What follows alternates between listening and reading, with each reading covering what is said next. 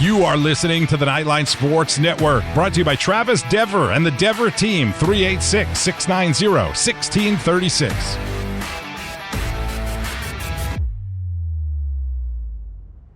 Knightline is brought to you by the Dever team, your source for New Smyrna Beach real estate and everything else New Smyrna Beach. Go to www.thedeverteam.com and call UCF alumni Travis Dever for all your New Smyrna Beach needs. 386-690-1636. That's 386-690-1636.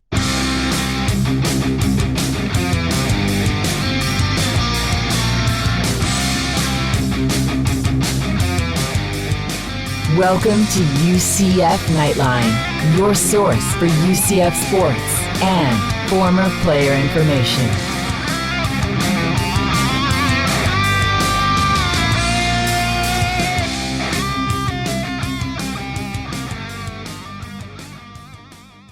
All right, hello, Night Nation. This is Andrew Phegley coming to you from the 1148 studios, and this is Knightline 272. I know it's been a while, from the award-winning Knightline Sports Network.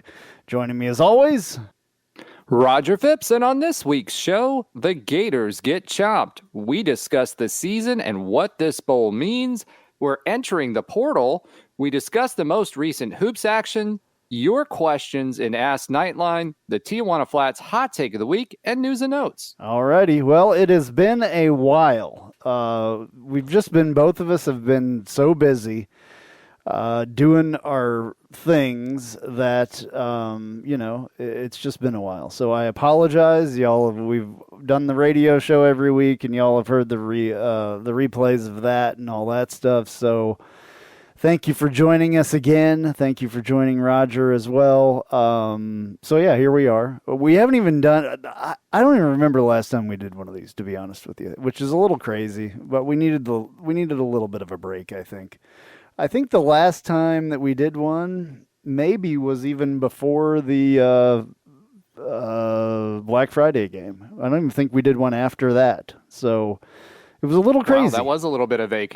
Yeah, it was a little crazy. Normally we don't take that much time. Sometimes we skip some, but that was a long time. So a lot has happened. Bowl game win over Florida, obviously. We can recap that a little bit.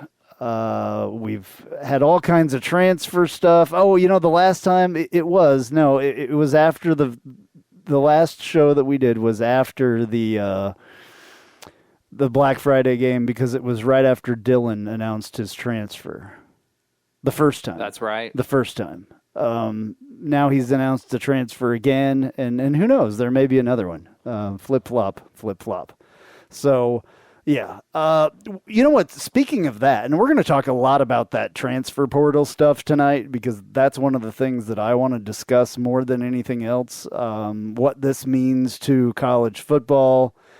We had some guys stay recently that could have gone to the NFL, but decided to do their fifth or even sixth year for a couple of them.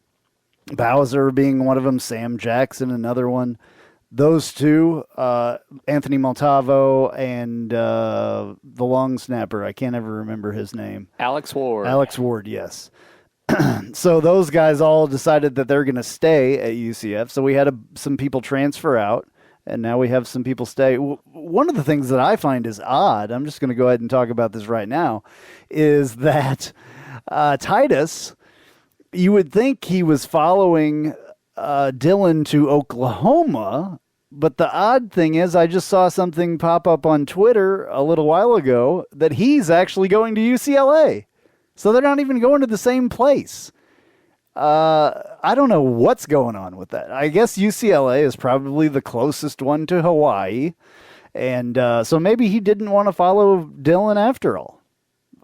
Dylan was going to UCLA if they had those conversations beforehand and he had agreement from the coaching staff to go there. That may be why. Well, I mean, he probably could have easily gotten an agreement to go to OU as well, though. Maybe not. Maybe OU didn't want him. Who knows? This stuff is so weird. It's one of the weirdest things to ever happen to college football, and in my opinion, it's kind of ruining it. So I think all of you that have heard the radio show, I've mentioned, and I've mentioned it on here a million times, even when we were just discussing when the transfer portal really, years ago kind of became a big deal.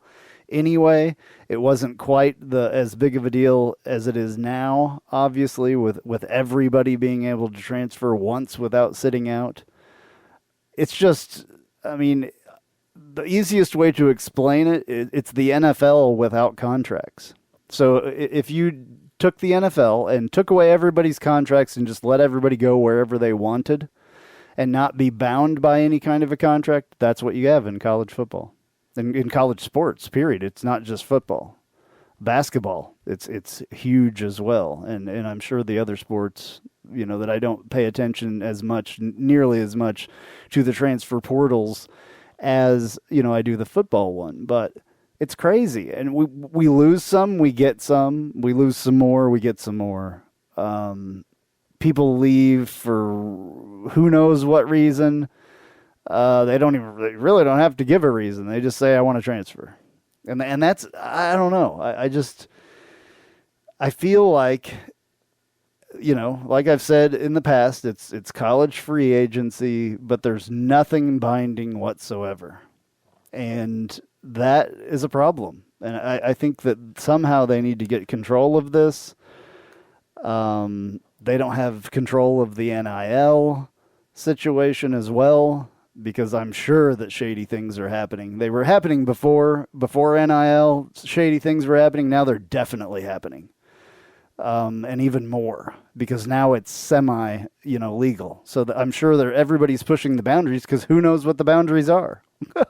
It's messed up college athletics, in my opinion. So I'm sure we'll talk more about that later, though. Roger, what? We will. It's just, I don't know. It's the only thing that I can really think of that is like constantly on my mind with the off season of football is like, all right, who's going to go next? At least classes started yesterday. Today's Tuesday. This is a special Tuesday edition of Knightline, by the way. Almost said Knightline at night. It is not that. But yeah, so some decisions have to be made, I think, here fairly shortly. But then again, it's going to happen again in the springtime. So we're not done yet. No, not at all. And we actually, since you brought that subject up, a couple things to remember. Anybody who's going to be a spring enrollee will have to enroll by the ad drop period, which I believe is on the 15th. Now, that being said, they absolutely can still come in for the fall, right? All the way up through the summer, but the idea is to get them in early enough that they have spring ball with us, especially a lot of the guys that we're looking at that may have a year or 2 years left, right? And we want them to be immediate impact players. We're trying to backfill, right? The second part about all of that is, some schools start their semesters earlier than others. So, for example, our ad drop is the 15th. Well, Miami is still hosting recruits on the 18th because their ad drop is later. So that could be advantageous for Miami in the sense that they get extra quote unquote visit weekend time with recruits to bring them in as well. And it may cause some recruits not to commit by that deadline or force them to commit by that deadline in order to, take advantage of an offer that like schools like Miami may have, or if they're interested in Miami and they're not ready to pull the trigger. So it's an interesting dynamic because, again, just like anything else with college football, everyone is not playing with the same rules. Yeah. I don't even know what the rules are anymore. I mean, you mentioned that there's the 15th or whatever, but I mean, that's not for everybody. So the rules are different for everyone, and it's just it's crazy. It's absolutely crazy. Interesting thing I just saw because I pulled up the transfer portal, and Charlie Browder, tight end, only was here he was in last year's recruiting class, has Correct. now committed to Tennessee, I see. That's interesting. Oh, with Heupel. Yeah, shocking. Shocking on that one. So that's the only one as of now that I see, though, that has committed to Tennessee, which is, whatever. Following Heupel, but Titus, UCLA, Tatum Bethune, Florida State, enrolled already even. What else? Who else here that has gone? So Mike Lofton, I guess he was a linebacker. Went from UCF to the Cows, believe it or not. Who does that? And why? Somebody who wants to get would beat. you do that? Playing time. That would be the only thing I could think of. I mean, we're bringing in transfer linebackers. We talked on the radio show. He must have been horrible, though. If I don't remember his stats. I mean, I don't remember ever talking about him. But to go from one school to their rival, that's another thing. Like, there used to be things where there used to be rules and stuff where you couldn't transfer within a conference. Now there's not. You can transfer anywhere. So that's messed up, though. Like that dude, that is wrong in my opinion. I don't even see how you would do that. I mean, was he on the inside? Is he like a traitor? Was he like? No, I honestly, it's probably just playing time. I mean, the Cows have been looking for transfers like crazy, and clearly they have a depleted roster, one that's not very competitive. So I imagine he's probably going to get playing time there. Yeah, Bentavious Thompson tweeted earlier that, hey, I'm still in the transfer portal, haven't figured anything out yet. So, and a lot of UCF fans were replying, come back, come back. That would be a very full running back room, even more full now. So I don't know if that's the best deal. Now, the one guy that was really smart out of this whole entire transfer portal, Eric Gilliard. He went to a great school. Kansas, of course. So really smart, because he went to be a Jayhawk. I wonder why that is. Man, that's unbelievable. He'll do really good, though. I can't wait to see him in a Jayhawk uniform, actually. That'll be kind of exciting. Bummed that he transferred, but, I still get to watch him because the two teams that I watch are Kansas and UCF. So let's see. Who else? Dylan, obviously, OU. We've got a couple of people that have come here, though, that are exciting. John Rice Plumlee. I don't know. I'm not horribly excited about that. I know some of you are. It'll be interesting. We'll have that discussion later. Yeah. I don't know what the deal is with that, to be honest with you. But Jalen Curry from Arizona to UCF, KD McDaniel from UK to UCF,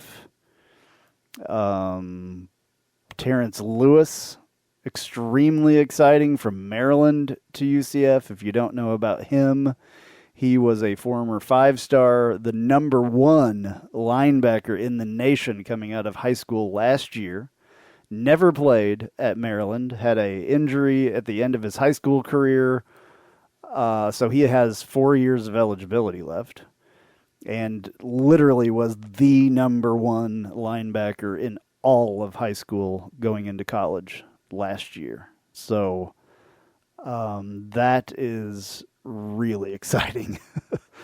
That doesn't. It makes the loss of Tatum Bethune like pretty much non-existent. Even though I liked Tatum Bethune, and obviously, he played great this last season, played great his entire career while he was here, was one of the ones that I remember the first game, and I've said it on here a million times, his first game, and I saw him on the field, and I'm just like, this guy's going to be special. And, the last year and the year before, he definitely was. This year's, totally special. So, that's a... Yeah, he was the leader in tackles this year. And you know what? Tatum Bethune, I've met him several times. He's a good kid. I say kid relatively because, I'm a protected class at this point. I'll just put it that way. So, for me, yes, it was a big loss, but we did bring an exciting person in Terrence Lewis to take over. And the great thing about Terrence Lewis is that he has all of his eligibility left. Yeah, that's awesome. Which is really awesome. And we'll talk a little bit more about him later, but let's just say if we would have got him last year, we would have probably had 2 podcasts about Terrence Lewis alone. Right. Yeah, it's a huge deal to get him. And if we would have got him last year, that would have been massive news, getting the number 1 linebacker in the country as a recruit. Let's hear what Gus had to say about the transfer portals. He had a press conference earlier in the week or maybe end of last week, but this is the latest one that he's done. And this was he was talking here about the transfers. The game's changed. I mean, with the portal, it's just changed everything. And, you lose a few players, and roster management is so important, and you got to replace them and add. And I've said this before, I just think this is such an attractive place for transfers. And now that's the new norm, if we handle it right, it could be a huge advantage for us. Managing your roster. If you lose players, you've got to replace players. And, I think a challenge for a lot of programs is going to be going through spring. Do you have enough at each position to go through spring to have a full spring? I think that's going to be the challenge for a lot of programs, as far as that goes. And so, is it good? I think it's just something that, whoever manages the roster the best is going to have an advantage. So hopefully we'll be one of those. All right. Well, I have faith in Gus in managing that roster. And I think that's one of his qualities so far. I mean, because we've got some incredible players in that transfer portal already. I think this is even going to get better as we move even closer to the Big 12. So, but now is definitely the time to start working on that. And I'm sure some of these kids that have 3 or 4 years of eligibility left are thinking that in their heads as well. Yeah, I mean, look, UCF is in a unique position. We've got a few things going on. You mentioned NIL earlier. There's a movement for the local UCF community to put together a NIL fund, for lack of a better term, like many other schools have done.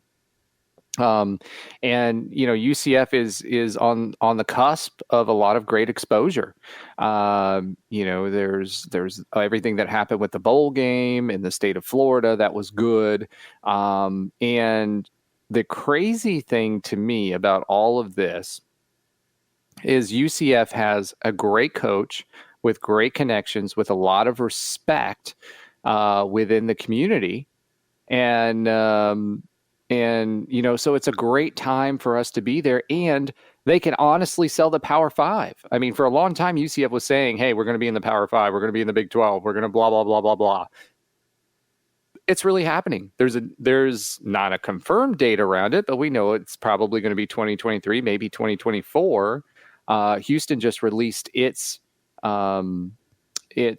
contract, and they start as members in 2023. So I'm going to assume if BYU's there, Houston's there, Cincinnati and us are probably going to be there as well. So that's a great recruiting tool for these folks. And, what you're hearing a lot of and what you heard a lot of in the last recruiting cycle was a lot of these recruits heard from Gus Malzahn before. So, they heard from T-Will before. So they're bringing those relationships and those recruiting relationships that they established back when they were at Auburn, and they're bringing them here. So it's giving us a shot at some kids that, most would think that we may, even if we were, let's say we had Heupel here, I don't think we would have a shot at them in the transfer portal with that. No, so, yeah. For me, I honestly think, we're in a great position. I think we'll be in a better position next year. We have the NIL stuff starting to ratchet up for UCF to kind of drum up support for our program. And, at the end of the day, that's just going to translate to success for us. And that's the most exciting part of this. I don't know if people realize this. This is the beginning of what, the Big 12 is going to pay off for UCF. This is us transitioning from an American or top flight American program to, a contender in the Power Five with the type of athletes that the Power Five gets. So, if I would have told you this time last year or, before they announced the Big 12 move, that we would have a 5-star linebacker who was the number 1 linebacker recruit in the entire country on our roster through a transfer, you guys would have told me I was nuts. So, really, guys, I know our expectations have been changing and adjusting as the events and have kind of, changed for UCF, and our circumstances have changed. But at the end of the day, what a difference a year makes. Yeah. No, you're right. Absolutely.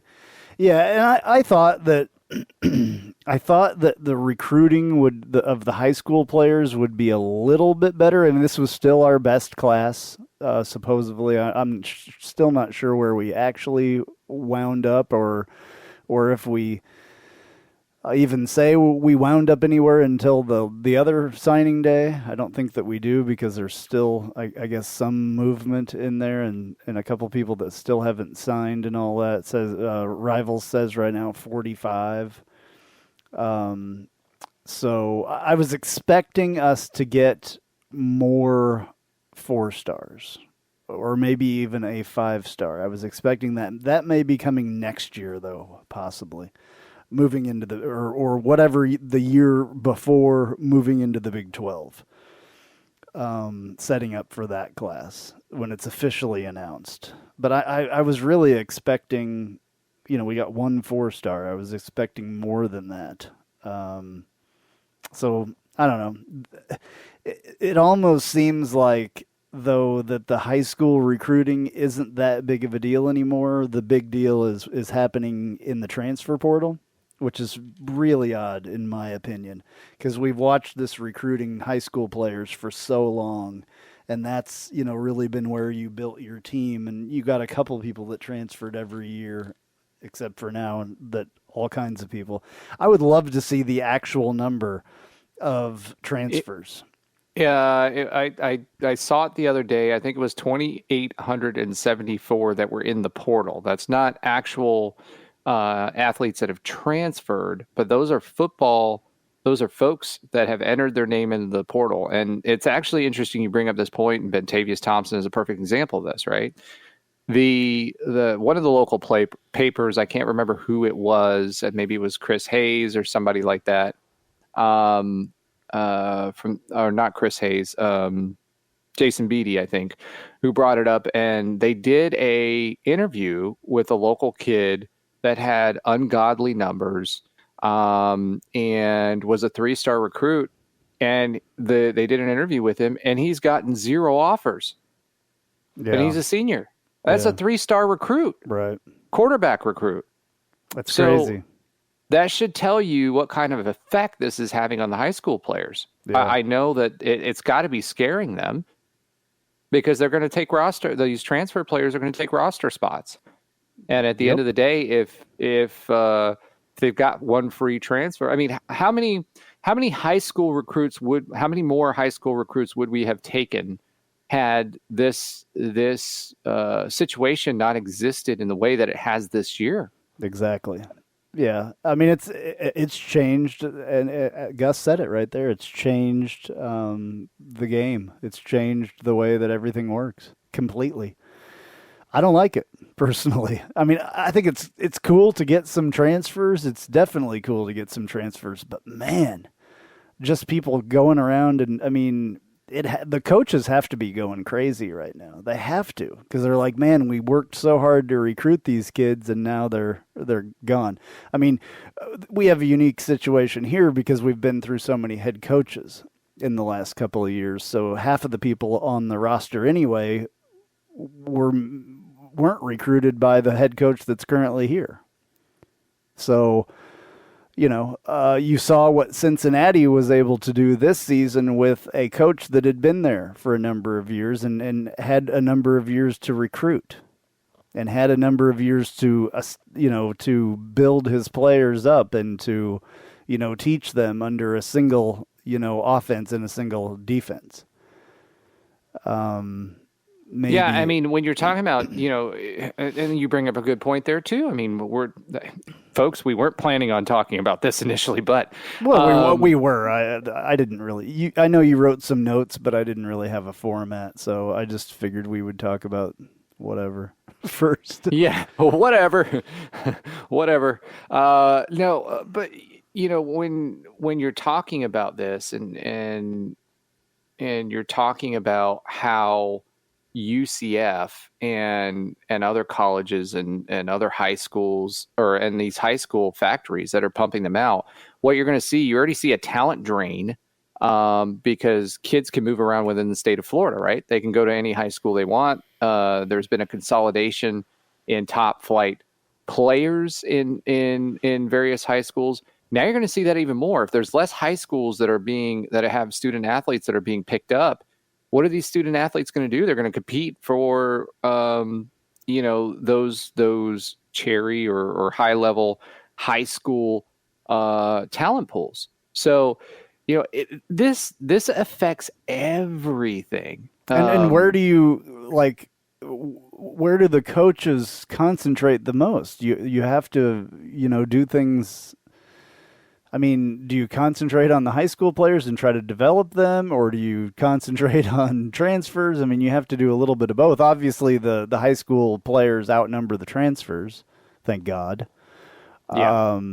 But still, you have to wonder, like, how long are those high school players that you recruited going to be there? Like, how much time do you spend developing them if you think they're going to be gone in another year? Or you just never know. Like, I'm sure that a couple of these took Gus by surprise. I mean, I don't know if the Dillon situation took Gus by surprise. I don't think that it did, because he was cleared to play in the last couple games and chose not to. So, I'm pretty sure he knew what was going on there. Probably, I don't know what their dynamic was, because he really hasn't said anything about it. He's been asked in press conferences, but he won't really talk about it. So who knows what, like, the coach-player dynamic is like Well, now. Okay, so let me turn that on its head, because there's another side of that. These coaches are paid a lot of money, and their jobs are on the line to win games. So if you're out there looking around and you have high school recruits that are out there that you can get that are 3 stars or 4 stars, right? But you've got a transfer portal full of Alabama kids that, didn't want to ride the pine for 3 years and figured out they weren't the greatest thing since sliced bread and they were going to have to wait. Who do you choose? Yeah. Do you choose the kid that's been, that's a little bit older, that's been through a strength and conditioning program in college, whatever? They're going to learn a new system when they come to you anyway. So it's one half dozen or the other, except for the fact that he's a little bit more physically developed. So if I'm a coach, what am I going to choose? I mean, you look at Gus. I mean, he said we were going to grab 10 more transfers or whatever after National Signing Day. I mean, that's a significant amount of your potential roster signings. You only get 25 scholarships per year. Yeah. And there's 25, high school kids that aren't getting those scholarships like we were talking about before. So let me see. How many did we get? 15 on our commitment list from high school. So if they get 10, more, 25. So a little bit more than half would come out of the, I'm sure there's a better fraction than that to use, but I'm not good at math. So, but still, just a few more than half are coming from high school. Well, remember, Andrew, they are not paying us for our math skills. That's true. That is true. Yeah. I am glad to see as many people on that list from Florida, though, and that's another thing that we can get into. On the list of high school kids, 3 from Sanford right here, a couple from Apopka, Orlando, stuff like that. So that is good to see. Really recruiting, the local area, which Heupel said that he would and kind of did, but not nearly as much as Well, Gus I mean, I has. think I don't know if we talked about this on the radio show. I think we talked about this on the radio show. But there was several college or high school coaches that came out and said basically that Frost did a good job recruiting high school kids locally in Florida. And then they made a slight dig at Heupel and then said Gus is doing a really good job of doing it again. Right. And a lot of these schools, I mean, Gus already has relationships with because he was at Auburn. He was recruiting Florida heavily. Also Alabama. We saw a lot of recruits that we were going after from Alabama for transfers. Right. So he's already got relationships here. He's got a name here. And I think he's done the right thing by kind of taking the Frost model.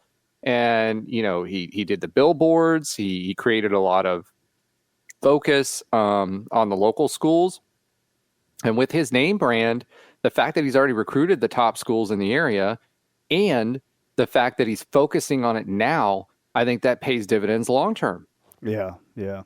Well, speaking of recruiting, here's what Gus had to say on the win in the bowl game against Florida and what that kind of had to do with recruiting, how that's working out so far. That's really big in the big pictures and obviously a big win. And, since I've been here, some of the other logos in the state and, it's been tough to compete against, but it's a new day in college football. The landscape in college football is changing on a weekly basis. And I said this when I first got here, that this is the program of the future. And, we're changing the narrative in this state. We're going to continue to do nothing but move up. But to answer your question, it is easier to recruit, specifically the young guys, and they know what's going to happen here. And so it's been really exciting from that standpoint. All right, well, there you go. That was obviously a big in-state win against Florida, which we still haven't really talked about too much. Do you want to talk about that next? Sure. How about we take Let's a break go there. real quick here, and we'll talk about that when we come back. Sounds great. Hey, this is Travis Dever, Kai's Real Estate, the Dever team, New Smyrna Beach. Your source for real estate and everything else, New Smyrna Beach. Proud sponsor of Knightline. Call me anytime at 386-690-1636. That's 386-690-1636. Let me show you my hometown, New Smyrna Beach, UCF's favorite beach. Go Knights and charge on. An auto accident can change your life forever. At Chad Barr Law, we are raising the bar on what to expect from your personal injury attorney. Hi, I'm Chad Barr, and I want you to know that our entire team is dedicated to providing you with the representation you deserve in your greatest time of need. If you or a loved one have been injured in an auto accident, call 407-599-9036 for a free consultation or visit chadbarlaw.com. At Chad Barr Law, our clients come to us in need and leave as family. Offices Altamont Springs. Looking for more out of your Porsche? Look no further than Flat6Motorsports.com. They have the widest selection of aftermarket Porsche parts anywhere in the world. With over 85 product lines and in-depth expertise, Flat6Motorsports.com is your one-stop shop for any Porsche performance needs. Whether you're shopping for intakes, exhausts, suspension, or tuning, they have you covered. Flat6Motorsports.com is the premier Porsche aftermarket specialist. Check them out at Flat6Motorsports.com.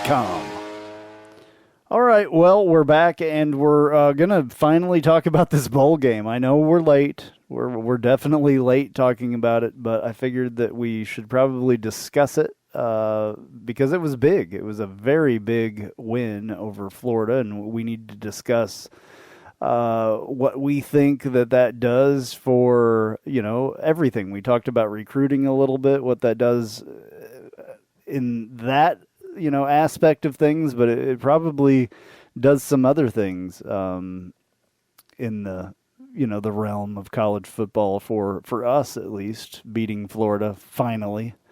After the third time, we got a 29-17 win over them, over Florida in the Gasparilla Bowl. I couldn't remember. Has it been that long? It's been that long that I totally forgot the name, and I was like, "What?" I was looking for it on the page that I was looking at, and it's not here. I was just like, "It happened in Raymond James Stadium." We can't even say this is live radio, folks. Stuff like this happens. No, it's been we pretty much do this show live anyway, but yeah, that's true. We don't edit. I don't go back and edit too much stuff. Every once in a while, I'll say something extremely stupid, and I'll go back and edit that out, but not very often. I just leave my stupidity in. But December 23rd, so it's not quite been a month yet, but it's been a while, and it's about time that we revisit this, I guess, and talk a little bit about it. I'm just gonna have to try to remember certain things that happened during the game. I think the one thing that people remember more than anything else is Ryan O'Keefe putting up the two fingers, running into the end zone. Oh my gosh, what a moment. Absolutely awesome. And I'm just so glad that it was able to happen like that. So that was huge. Well, I know Otis's mom said something about that today, as well, how much it meant to her, but I can honestly say, in the wake of everything that happened, I think that everybody in Knight Nation felt that moment, right? The win was one thing, but that picture, and I forget what it was, what the exact number was, but it was something like it was that play and Otis's play when he threw up the deuces when he was playing against Memphis and had that big touchdown. It was the exact same, either 60 or 61 yards. 54. Or 54 yards when he flashed the deuces. So, there was just so much about that moment that encapsulated a tribute to Otis and everybody's thoughts and feelings at that particular moment, on top of the fact that it obviously contributed to the win and it was such a big deal. But my goodness, I mean, when you talk about moments in college football, and as a UCF fan, that's got to be one of the highlights. Yeah, I know it was for me. Just speaking of Otis real quickly, again, Mackenzie showed his helmet that he's going to be wearing in the Hula Bowl coming up on Saturday, and he has the Florida State logo on one side, the UCF logo on the other side, and on the UCF side in the back has the deuces for Otis. So I think that's pretty cool.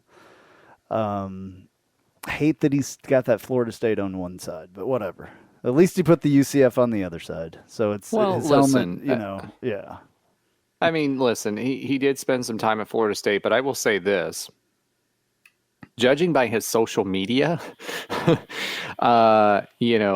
I think this is part of the connection that Mackenzie has with everybody else in Knight Nation. His heart's here. Oh, absolutely. It always has been. His family, all of them, it has been. It's always been here. It's never gone. It never went there. It was just an opportunity for him. So yeah, and for us, I think you see him staying involved in the program. He was talking smack to Florida players. He was on our sideline as well, which is awesome. And you look at the timing of all this, right? So Dylan leaves, right? He does his thing, and I think all of a sudden Mackenzie's back.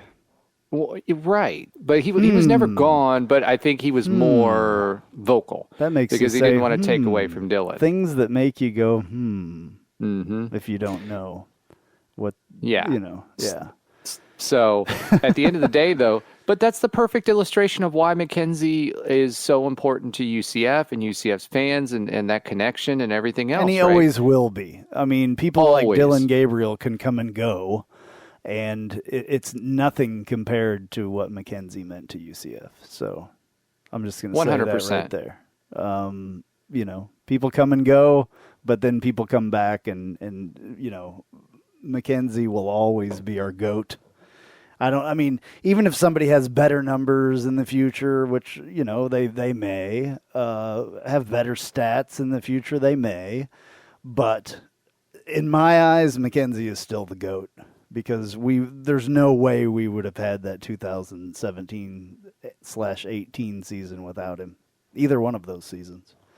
So, oh, yeah, absolutely. I mean, and it's not just about McKenzie as a football player, but I mean, you watched him. It was kind of like Blake Bortles in the fact that he never thought he was going to lose, right? And he rallied his team and he was always supportive.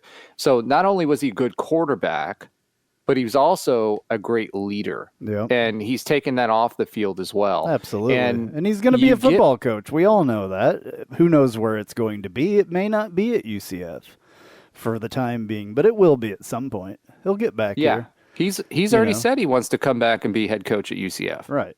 I mean, I think he said that from the beginning. So, yeah. Anyway, enough about, McKenzie. Let's talk about this. This is what happens when we stray away from our notes. I folks. know. Well, yeah, whatever. It's the not notes a bad are just thing. there to remind us about things. They're not. Yeah, and it's not a bad thing. Yeah, no. This is this is the real way of doing this, and this is just real conversation. It's not nothing that's necessarily planned. We definitely have notes of we've always done it like that. We've always had notes. At one point, I think that the show became a little bit more scripted than it probably should have, and I'm kind of glad that we're back to not being so scripted, to be honest with you. And I think a lot of other people that listen are as well. It's just more real when it's not as scripted. So, and that's the way that it started. I mean, it's been a long time, by the way. I was telling somebody the other day, I'm selling cars now, doing a completely different job than I've ever had before. Love it, by the way. I'm doing good. Still need some of y'all to come buy cars, and I will hook you up, and you know that I will take care of people that have taken care of me. Anyway, not an advertisement for myself, but I was telling somebody the other day that, I always talk to people, they drive in and, oh, you got a UCF sticker, and I'm right there talking to them. And certain people still don't know about this show. I know. It's crazy. But I tell pretty much everybody that has a UCF sticker on or a shirt on or something on their car or a UCF plate, if they don't know about the show and the shows, I tell them about it. And, just looking back 7 years, maybe even starting 8 years now of doing this, it's crazy. And the things that I've seen and the things that we've gone through together is absolutely amazing. I don't know how I got onto this, but I did. Another off-script thing, but there is no That's script, okay. so that's what I was saying. That it's the whole thing has evolved, and maybe it's evolved back to what it should have been, not as scripted. That's where I was going with it. So I'm happy to be back to just talking about football and not being so serious, having fun. Well, I will tell you this, since we promised that we would finally talk about the bowl game, and we're not going scripted, I'm going to say this. As a UCF fan, alum, somewhat broadcaster / sportscaster, I will say this. I was absolutely on cloud 9 after this win. So it doesn't matter if you do it professionally, like our friend Ben is, color analyst for ESPN sometimes, and it amazes me how calm he can be in tough situations. But for me, I don't have that duty, and I can tell you I was jumping up and down, and oh my goodness, oh what a night. Yeah. We beat Florida, and the stadium was rocking, and people were loud and proud. And we didn't just beat Florida on a whim. It wasn't gimmicks. It wasn't anything else. It was our linemen lining up against their linemen and wearing them out. Our running backs running it down their throat and playing quote-unquote SEC football. Dominating. against an SEC team. Right. So now, mind you, it was a team that was beat up and they didn't care and all these excuses. Yeah, no, I'm just joking. Oh, okay. But 288 yards rushing from UCF. Net yards, 327 actually gained. Had some losses in there as well, but what a performance! The two things that I will remember, and just without looking at stat sheets or whatever, the things that I remember are Bowser being healthy and running for a net of 155 and 2 touchdowns, and pulling off that 36-yarder, and then Ryan O'Keefe running for 113 yards as well, 110 yards net. Those are the couple of things that I will remember about that game forever. And Mikey Keene not having a horrible game on the biggest stage that he's ever played on, period. I think that he did a great job as a freshman. You remember, some freshman bowl experiences that were not so great for UCF. One being Mackenzie Milton. Did not have a good game in his freshman year as a quarterback in the bowl game. I was at that game. I was there too. Yeah, and the funny part about it is, I think I've mentioned this before, but my uncle was in from Germany, and he's a big sports fan. And I think it was the AP or somebody got a picture of us. We were in the end zone, behind the end zone, and he just looked. It was at the end of the game, like towards the end of the game, maybe in the fourth quarter, and he just looked completely like upset, arms folded, frown, like the whole thing. And they got a picture of it, and that for me encapsulated that game. I mean, nobody was happy that game, but this one was a different story. Yeah, this was a totally different story. And hats off to Mikey Keene. I mean, man, listen, if I was his age, understanding the gravity of the game that he was playing in front of all of those fans, it was almost a full stadium. Not 60,000. being a kid, it was sold out. There was standing room only. It was sold out. And him not being a Florida kid and understanding the importance of this game, and being an Arizona kid, probably doesn't really understand, but he did understand, and the players and everybody that's been here for a while were able to get that point across to him as to how important this was, obviously. So, unbelievable game, though. Oh my goodness! On everybody's. I mean, you mentioned Ryan O'Keefe, right? So he was the MVP, 251 yards, 110 yards rushing, 85 yards receiving, and 56 on kickoff returns. And he had that one huge, I think it was 74-yard rush, right? And then, that was huge. And then he had the 54-yard TD with the deuces. I mean, hats off to you, Ryan O'Keefe, because he did it all. I mean, we've been hearing for the last couple of years that Ryan O'Keefe was going to be special. He did not have a great supporting cast this year as far as receivers go. No. So he was kind of the man, and hats off to Gus for involving him in so many different ways to get him the football. I mean Jalen... Go ahead. No, I mean, he had 113 yards rushing as a receiver. As a receiver. Yes, a lot of that came from the 74 yards because he only had 4 carries. But still, to have, receiving yards and rushing yards and kick return yards and everything else, it blows my mind, to be honest with you. We're really lucky to have him on our team. If we could just get some more people to surround him where he's not the only big threat that's out there. We need to get some of those younger wide receivers working over and I think Mikey Keene will probably be able to do that. I think he'll be able to get some of these receivers working with him and have a little bit more of a relationship with them over the off season. Luckily, he's got an off season to do that. Wide receivers and quarterbacks really have to be on the same page. They have to really be kind of close to be able to do all the timing things. And you saw throughout the season that sometimes that was not there.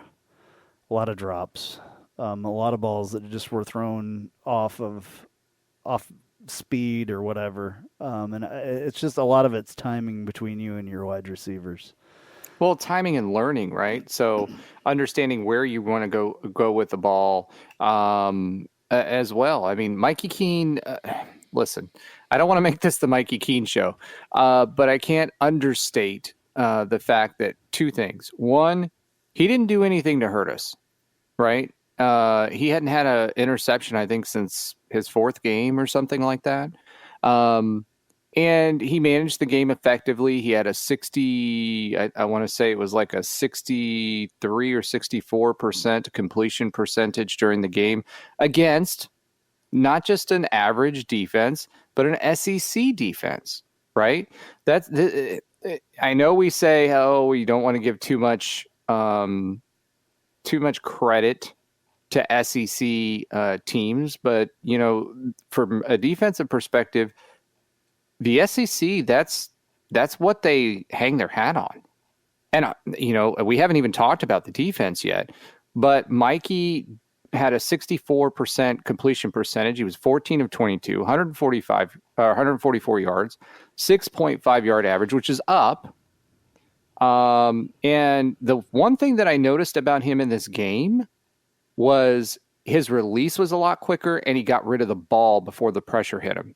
So all year long, we had to.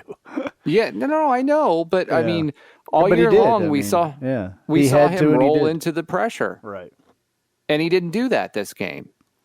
Exactly. So that's him learning. That's a learning curve. And you could see him learning throughout the season. I mean, he got better as he went along. The offense didn't necessarily get better as they went along, but he got better. He learned a lot. I mean, and I cannot wait to see the next season with him personally. Just because, we've talked time and time again about the difference between when you're a freshman and when you're a sophomore. We've seen it time and time again, unfortunately, with freshman quarterbacks over the years. But yeah, it's going to be I'm really looking forward to the next season with him. And I'll give you my hot take right now. He will be the starting quarterback. That's my opinion. Plumlee will not, or anybody else. We haven't gotten to that yet. I know, but I'm going with it right now because I think that it's important to say at this point. So okay. So one other thing that I wanted to talk about. I mean, we've talked about the fact that Mikey Keene had such a great game. Ryan O'Keefe had such a great game. We talked about Bowser, who was really special. The one thing we haven't talked about was the defense. Yeah, and the offensive line did a heck of a job. Oh, my goodness, yes. Yeah.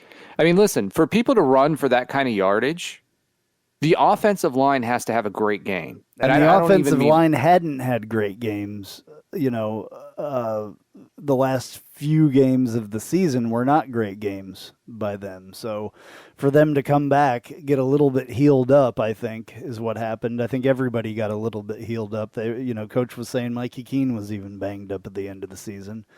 But the line, they're banged up. And for them to come out and have the game that they had was awesome, and they needed it. They had to have that kind of game to win that game. Oh, absolutely. I mean, you look, our center had ankle problems for most of the season. And here's the other thing, folks. Unlike the defensive line and some of the other positions, the offensive line doesn't rotate a whole lot. And so they're getting wear and tear for the entire season.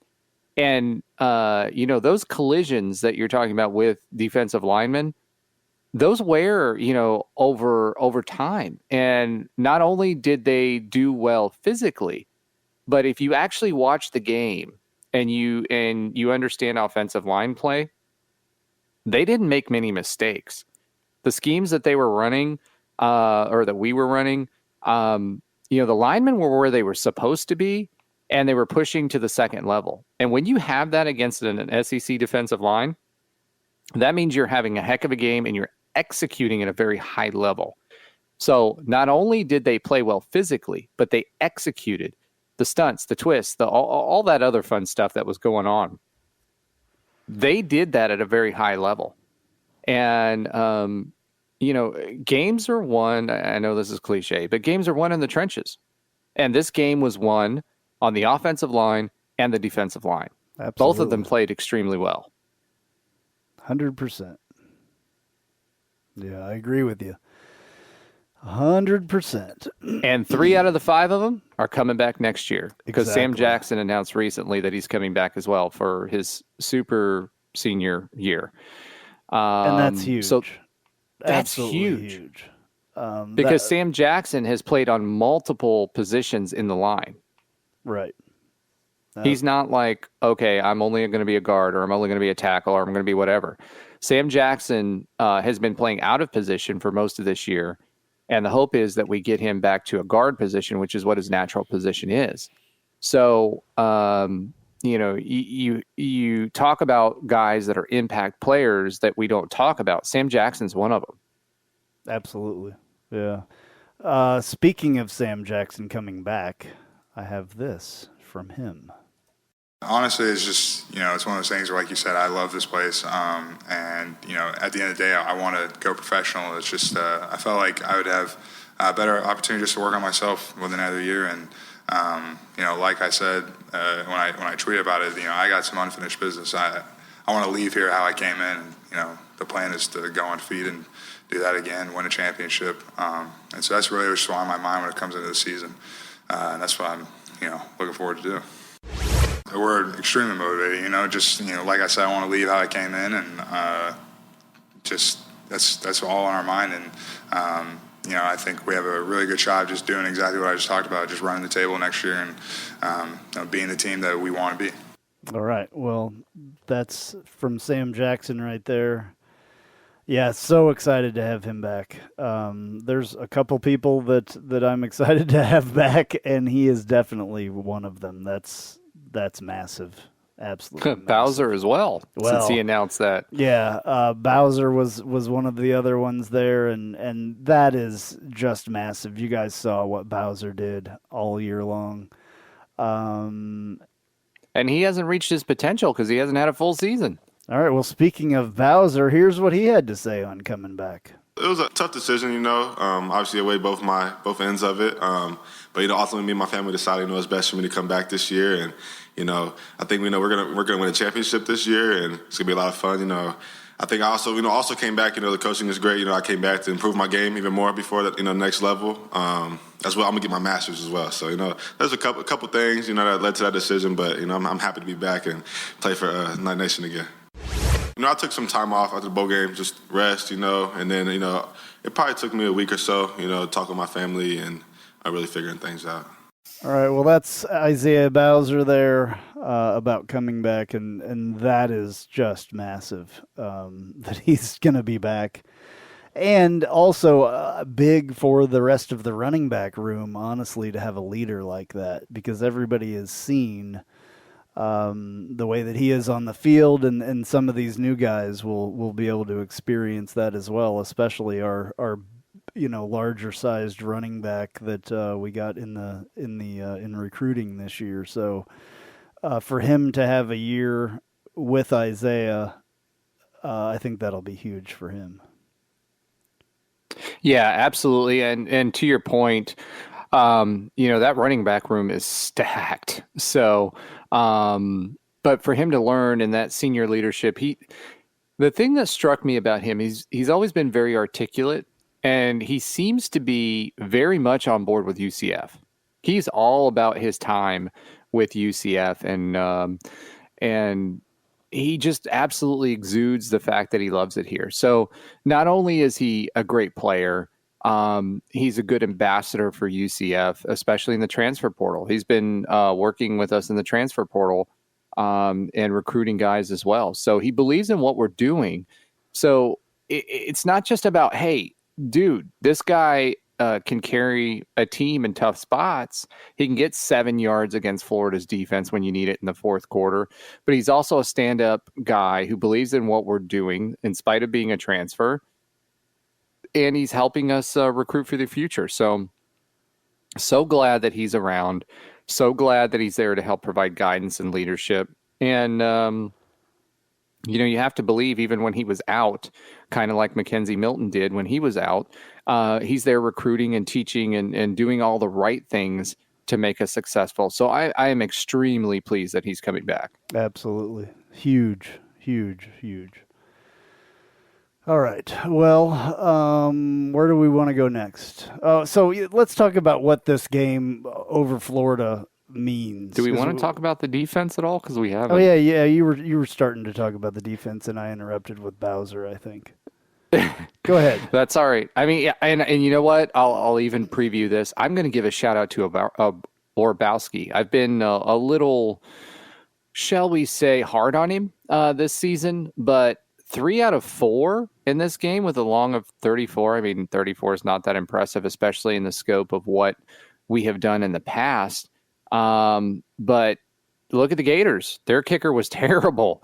And he didn't even make the thing that was funny. He had a 51-yarder that he was trying to attempt and didn't even make it to the goalpost. Right. So you can say what you want about Obarski, but he's got a leg. But he was 3 for 4. He was part of the reason we won this game, and hats off to him. So I want to make sure I shouted him out before we move on to the defensive line. But the defensive line and the defense in general was stellar. The defensive line can't do what it does, without the help of folks like Justin Hodges, et cetera, that are providing the man coverage that we were utilizing during this game. We don't get the pressure that we get without that. Cam Good had an excellent game. Seliskar had an excellent game. Tremon Boris Brash was coming up big, and Big Cat was there. Emory Jones was completely in check. He was a running quarterback. We've had issues with that and maintaining containment all season long. It was something that when we talked about the preview on this game, I was concerned about. But they absolutely dominated the offensive line. We're getting pressure, even if they didn't get a sack. They were in his head, and they stopped him from running sideline to sideline. And they absolutely impacted the game. From a defensive standpoint, holding Florida to the yardage that we did, obviously the score. I think they finished the year somewhere around 23 points per game. That's stellar. That's a good defense, and they seem to get better and better as we went along. The linebacker play was really, really good, but to me, defensive line and the corners being able to hold the receivers in check combined to win this game. I mean, there was a long time where we weren't moving the ball on offense, and the defensive line kept Emory Jones in check, and the receivers just there were a few times where they got open. Emory Jones did connect on some long passes, but by and large, they played really, really well. Absolutely. And knowing that was a concern going into the season, we knew the defensive line would be a strength. We were worried about the secondary. But the secondary got to the point at the end of the season where they were comfortable playing that man coverage, which allowed us to put more guys in the box and get pressure. So, hats off to the defense. They did a heck of a job. They harassed Florida all night, and they did that against a SEC offensive line. I know I keep saying SEC, but there's a reason they call them the SEC. And I think what we proved is we have athletes that are every bit as capable as what the SEC athletes are as well. So hats off to them all the way. 100%. I agree with that as well. Yeah. We have just as good of athletes as they do. Maybe even better sometimes. Well, clearly in this game, we absolutely had the better athletes. Right. Yeah, so I hope that Tremont Morris Brash gets everything taken care of, or hopefully he has already gotten everything taken care of from his incident early in the season, or in the spring. I don't remember when it was. His DUI situation that kind of held him back this year, because I think he's going to be extremely important next year, especially with Big Cat not being here. I enjoyed having Big Cat around, and I think he was a dominant force. Not maybe with the numbers, but just the ability that he had out there to disrupt more than anything else. You could say that maybe his stats were a little disappointing, but just his ability to disrupt things and the offense would always have to account for him. I think that it was incredibly important, and it was pretty cool to have him on our team for sure. And I wish that he had a couple more years, because that would be awesome. Yeah, and he's getting recognition as well. He was playing in 2 Senior Bowls. He did have an injury that came out of the bowl game, though. So when we talked to the Hula Bowl representative on the radio show, because even though we haven't done the podcast, we've continued to do the radio show. When we talked to him, unfortunately, he was going to have to skip the Hula Bowl due to an injury to get rested up for the combine. But to your point, I mean, he's a presence. Whether he's double teamed or not, he creates opportunities for other folks. And what he effectively does in a game like this is he shuts down Emory Jones's ability to go laterally to that side of the field. So, his stats were good for this game. It wasn't like he had bad stats. But at the end of the day, his all season long, if you look at it cumulatively, his ability to influence the game is really what made the difference for Big Cat. And he was, he got sacks. He had actually the most sacks this season than he's had any other season in his career. Yeah. So, good for him. He seems to be another one of those guys, like you were mentioning, that brought senior leadership 100%, yeah, to the team. And that's something we needed. So, I appreciate Big Cat. He was absolutely a cheerleader for UCF. Talked about, throughout the season, he talked about how great it was to be here, was an advocate for us, really pushed the narrative that we could play with anybody, and we proved it. So I agree with you. I wish we had him for 2 or 3 more seasons, because he was definitely an impact player. Yeah, no, that would be nice. So he finished with 6 sacks for 31 yards, 28 total tackles, 24 assists, solo tackles 28, 24 assists for 52 total tackles. Tackles for loss 14, which was huge. That was leading for 59 yards of tackles for loss. So that was a big deal for sure that he did. So there's going to have to be some guys that are going to step up on the defensive line, obviously with a couple people leaving. Kalia Davis will not be back. He has decided to go to the NFL, which is good for him. Hopefully his knee heals up and he's able to do that. I saw some video of him working out today. So that's good. That was on social media. So what else, Roger? Where do we want to go from here? Well, I mean, you'd mentioned earlier we wanted to kind of talk about what this bowl win means to us. I think that's important. So I think that's next. We'll go ahead and start that off then. All right. So let's talk a little bit about Florida and what it means. There's a couple of things that it means. 1, to the fans. 2, to our stature within the state of Florida, and obviously recruiting, right? No longer can Florida say, hey, we're a step above UCF. We proved that we weren't. And there's going to be 2 years or 3 years think it's 2024 is our next game before we play them again. And what that means is you've got recruiting cash and cachet, for lack of a better term, over those next few years. And Gus was definitely using it. We were hearing about his recruiting pitches and et cetera, and he was absolutely using this win as a way to validate us when we're recruiting against Florida, FSU, Miami, et cetera. And even some of our recruits were using it as well. So I believe that gave us a huge boost from UCF's place in college football. That's another consideration, right? So Florida's kind of looked at the gold standard and the leader within the state of Florida, which the state of Florida, Texas, and California are looked at as the leaders in college football.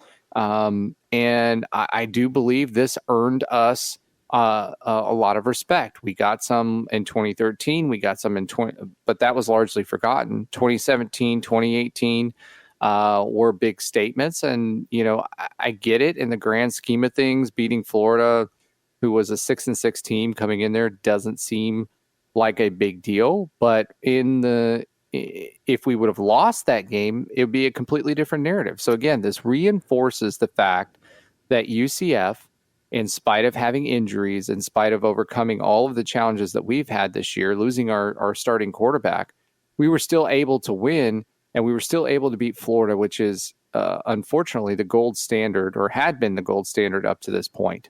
So not anymore, I don't think. I think we've kind of taken care of that. So, and then at least for now, that makes these games with them in the future a lot more exciting because who knows what that would have looked like if we hadn't beat them. You know what I'm saying? That would have been, oh boy, here we have to play Florida again. It's exciting to play Florida, but we needed one on our side after playing them a couple times. So obviously we've never played them since I've been around UCF. Roger, you were around the last time that they played them, and it was kind of ugly. So kind of.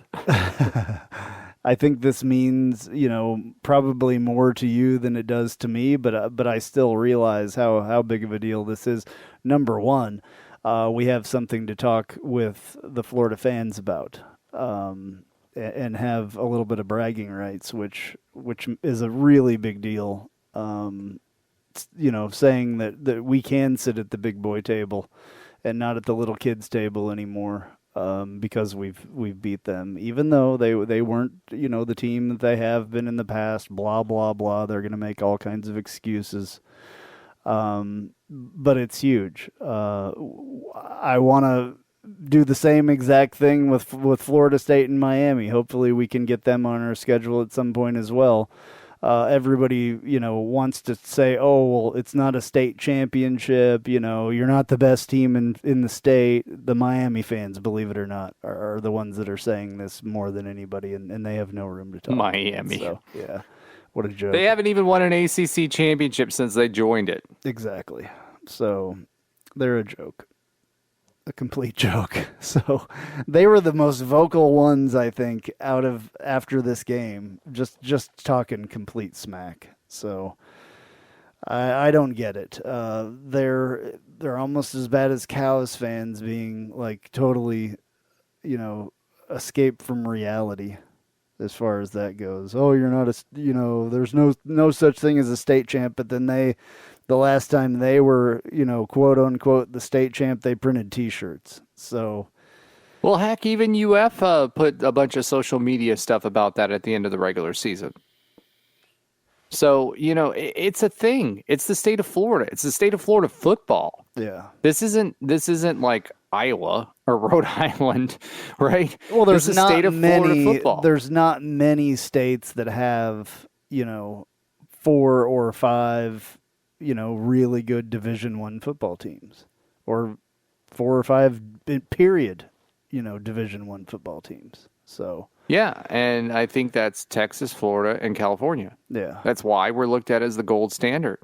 Yeah. And at the end of the day, to your point The state fans, we get bragging rights in the Walmart checkout line now. So every time you see every time we see a Jorts fan, we get bragging rights at the checkout line. So if you're at the neighborhood grocery, and this is not an advertisement for Walmart, Maybe but, we'll have more merchandise in Walmart now.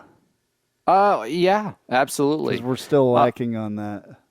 Yeah, I agree. I mean, okay, so if we're talking about Walmarts, the one on East Colonial Drive has flags everywhere and everything else. So, there is some presence there. But to your point, our presence not only within college football, which is what we talked about last, and not only in the state, but within our own Central Florida community. There are a ton of UCF alumni who have kids that are growing up right now.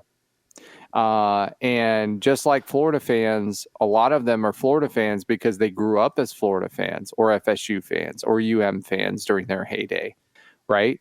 UCF has now gotten to the point of relevance where we're meeting critical mass. And I know this is anecdotal, but when we look at even something as simple as license plate sales, we've surpassed Miami. Yeah. There are less people willing to pony up for Miami license plates than there are for UCF. Yeah. And, you guys know Santa Rosa Beach Studios, et cetera. I live in the Panhandle, and I can tell you right now that when I drive to work, I see UCF plates. Now there's more Alabama plates, there's more Georgia plates, there's more everything else. But we've gotten to the point where even in the northwest corner of Florida, we have a presence. And this win not only, validates that outside of Orlando, but more importantly, and what Gus is trying to do with this recruiting is it validates our status within the state of Florida at those local high schools. It's no longer, and I won't say it's no longer. I mean, Florida's still got a brand. But these little pieces and these little wins and these little chinks in that armor lead up to more recruits that are 4 or 5 stars that'll consider UCF that didn't before. Right. When the Big 12 hits, it makes a difference in the local community. There's pride in it. More people, show their pride, and that's important to UCF in donations and ticket sales. And just in general in fandom. And that goes across the board. There's a reason why they say football and athletics in general are the front porch. John Hitt used to say this all the time, are the front porch for the university. It increases applications, the quality of the applications, everything else. Yeah. So I know I don't want to project too much on this win, but these wins like this, are what make the difference for UCF in the local community and move us forward. Yeah. Do you think that do you think we'll ever play those other games against Florida that we're supposed to play? Or do you think they'll find a way to get out of it? I've always thought they would find a way to get out of it anyway. I don't look at it as them getting out of it. I look at it as more along the lines of whether the SEC, with the new additions that they have, decide to change their scheduling. Because OU and Texas will more than likely, if they join by 2025, okay, it won't affect 2024. However, if they do join, I do see them changing their scheduling with more games in conference, which I think that's more likely to impact our ability to play those games. Right now, as it stands, OU and Texas would have to pay a lot of money to join the SEC. I don't see that changing at the moment. And if it doesn't, then we're in a position to play the game, at least for 2024. Anything beyond that is, honestly, we know how much change is afoot with the college football playoff and everything else that's happening in college football. Anything beyond that, I think our other games, 2033, that's a crapshoot. Although a lot of these teams do schedule that far out and play those games. Right. Yeah. Yeah. That would, I think it would be great. That last game, we would definitely be in the Big 12 by that time, so I think it would mean a little bit more for both teams. The 2024 one, if we're in the Big 12, I think that, that would be important. I just want that one in Orlando. I want the one at the Bounce House to happen. I want that Florida game. I want them to play us in the Bounce House. I don't think they're going to want to, though. They got quite chippy afterwards and everything else, so I think that's 100% true. If you didn't think the UF players, or you buy that narrative that the UF players didn't want to win that game, go back and watch the film. Yeah, at the end especially. Oh my goodness, we had a fight. We had but even before that, there's the plays. They were super chippy on both sides. Yeah. It wasn't just us. No, that game mattered. Yeah, it did. And they can't say that it didn't if you watch that kind of stuff. You're exactly right. So, absolutely. Okay.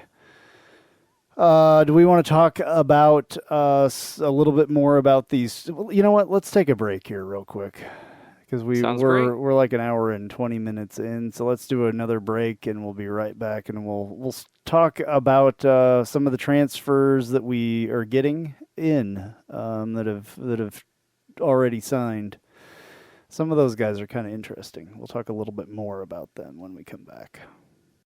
If you haven't figured it out yet, I love Tijuana Flats. I would love them even if they weren't a partner with us on the Knightline Sports Network. They have all kinds of great Tex-Mex food, and it's fresh, by the way. Made to order burritos, tacos, enchiladas, chimichangas, quesadillas, bowls, nachos, and taco salads. And if you haven't tried the queso, you are completely missing out. It is the best queso that I've ever had in my life. Absolutely hands down. And the sauce bar that they have, everything from wild to mild in there. Absolutely awesome, awesome stuff. Not only do I love the food at Tijuana Flats, but I love the company, a UCF-born company. And they give back to the community with the Justin Queso Foundation. So head to your local Tijuana Flats. Tex-Mex for everyone.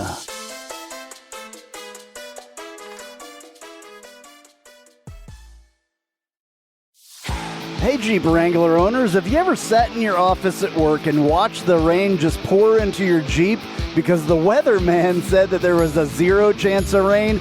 Or you put your doors back on because there was a 100% chance and then not a drop of rain fell? Well, there's a company out there that can help take the worry away and give you the peace of mind to be without your doors. The company's called Life Without Doors. They make waterproof rain curtains and dash covers for Wranglers. Life Without Doors is there to help make the decision to leave the doors at home an easy one.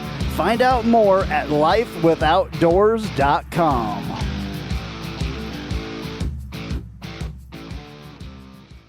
Spice up your company with homemade marketing services from Tasty Gravy Creative.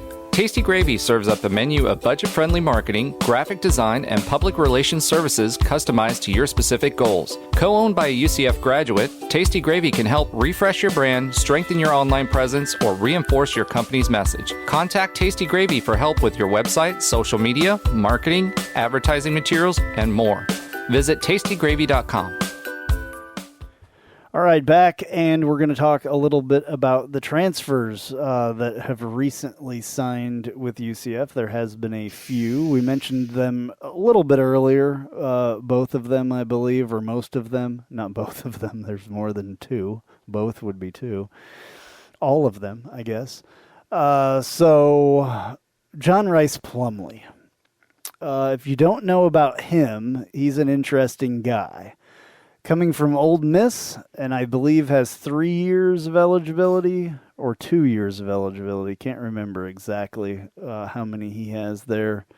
But he was an incredible, he's an incredible runner. He's listed as a dual threat quarterback, but at Ole Miss, he actually played wide receiver more than he did quarterback. I think one season or a part of the season he played quarterback. 2019, yep. And then they went with their Matt Corral or whatever, their quarterback, from this last season. And so this guy played wide receiver. He's 6'1", 200 pounds, I think, is what he's actually listed at now. He is a runner. I mean, this guy is one of the fastest players probably in all of college football. Believe it or not. Just Google him. Google fastest player in the SEC. There are videos out there with that title. The dude is just incredibly fast. Now, when it comes to throwing the ball, not the best, not the worst thrower that's ever been out there. I would have to try to see his stats at Ole Miss that I don't have in front of me, but maybe I can pull those up while Roger talks, possibly. But just if you can find some highlights on this guy, unbelievable running. And I don't know. I don't know how they're going to use him, though. This is my question about this. We needed a quarterback. I would have rather personally had a quarterback that is a pure quarterback and not just a guy that runs really well. And that's my kind of, I don't know what word to use. I'm just a little bit cautious with this because it's not Bo Nix. It's not Spencer Rattler. It's not any of these people that we had talked about getting as a quarterback. Not a pure quarterback kind of guy. So I'm a little bit skeptical of this. And, I mean, does he play the Gatewood position that everybody knows when they see Gatewood coming in that he's going to run? So every time you see John Rice Plumlee, JRP, we'll call him, come in, we're going to run the ball, or what? This is my question. I do not think that this is a guy that's going to unplant Mikey Keene, though, as the quarterback, in my personal opinion. We'll see. We'll see. If you can have a true dual threat guy like that, that's fine, but I want to see a lot more highlights of him throwing the ball before I'm convinced, I guess. Okay, so you and I talked about this a little bit on the radio show this past week. We have a little bit of a differing opinion on JRP, to use your terminology. He was, as to your point, he's one of the fastest guys in college football. If you watch his highlight tape, also a baseball player. I forgot to add that he will be also playing baseball for UCF as well. Dual sport athlete. Yes, he's looking, and the one thing with that is he is looking for an exception to the NCAA rule. What is that? Basically, that you have to, I think it's June or July, that you have to transfer to be eligible for a roster in the same year. Obviously, he's way past that, but he's looking for a exemption given that he's transferring due to football, etc. So at the end of the day, what it boils down to with him is his ability to use his feet.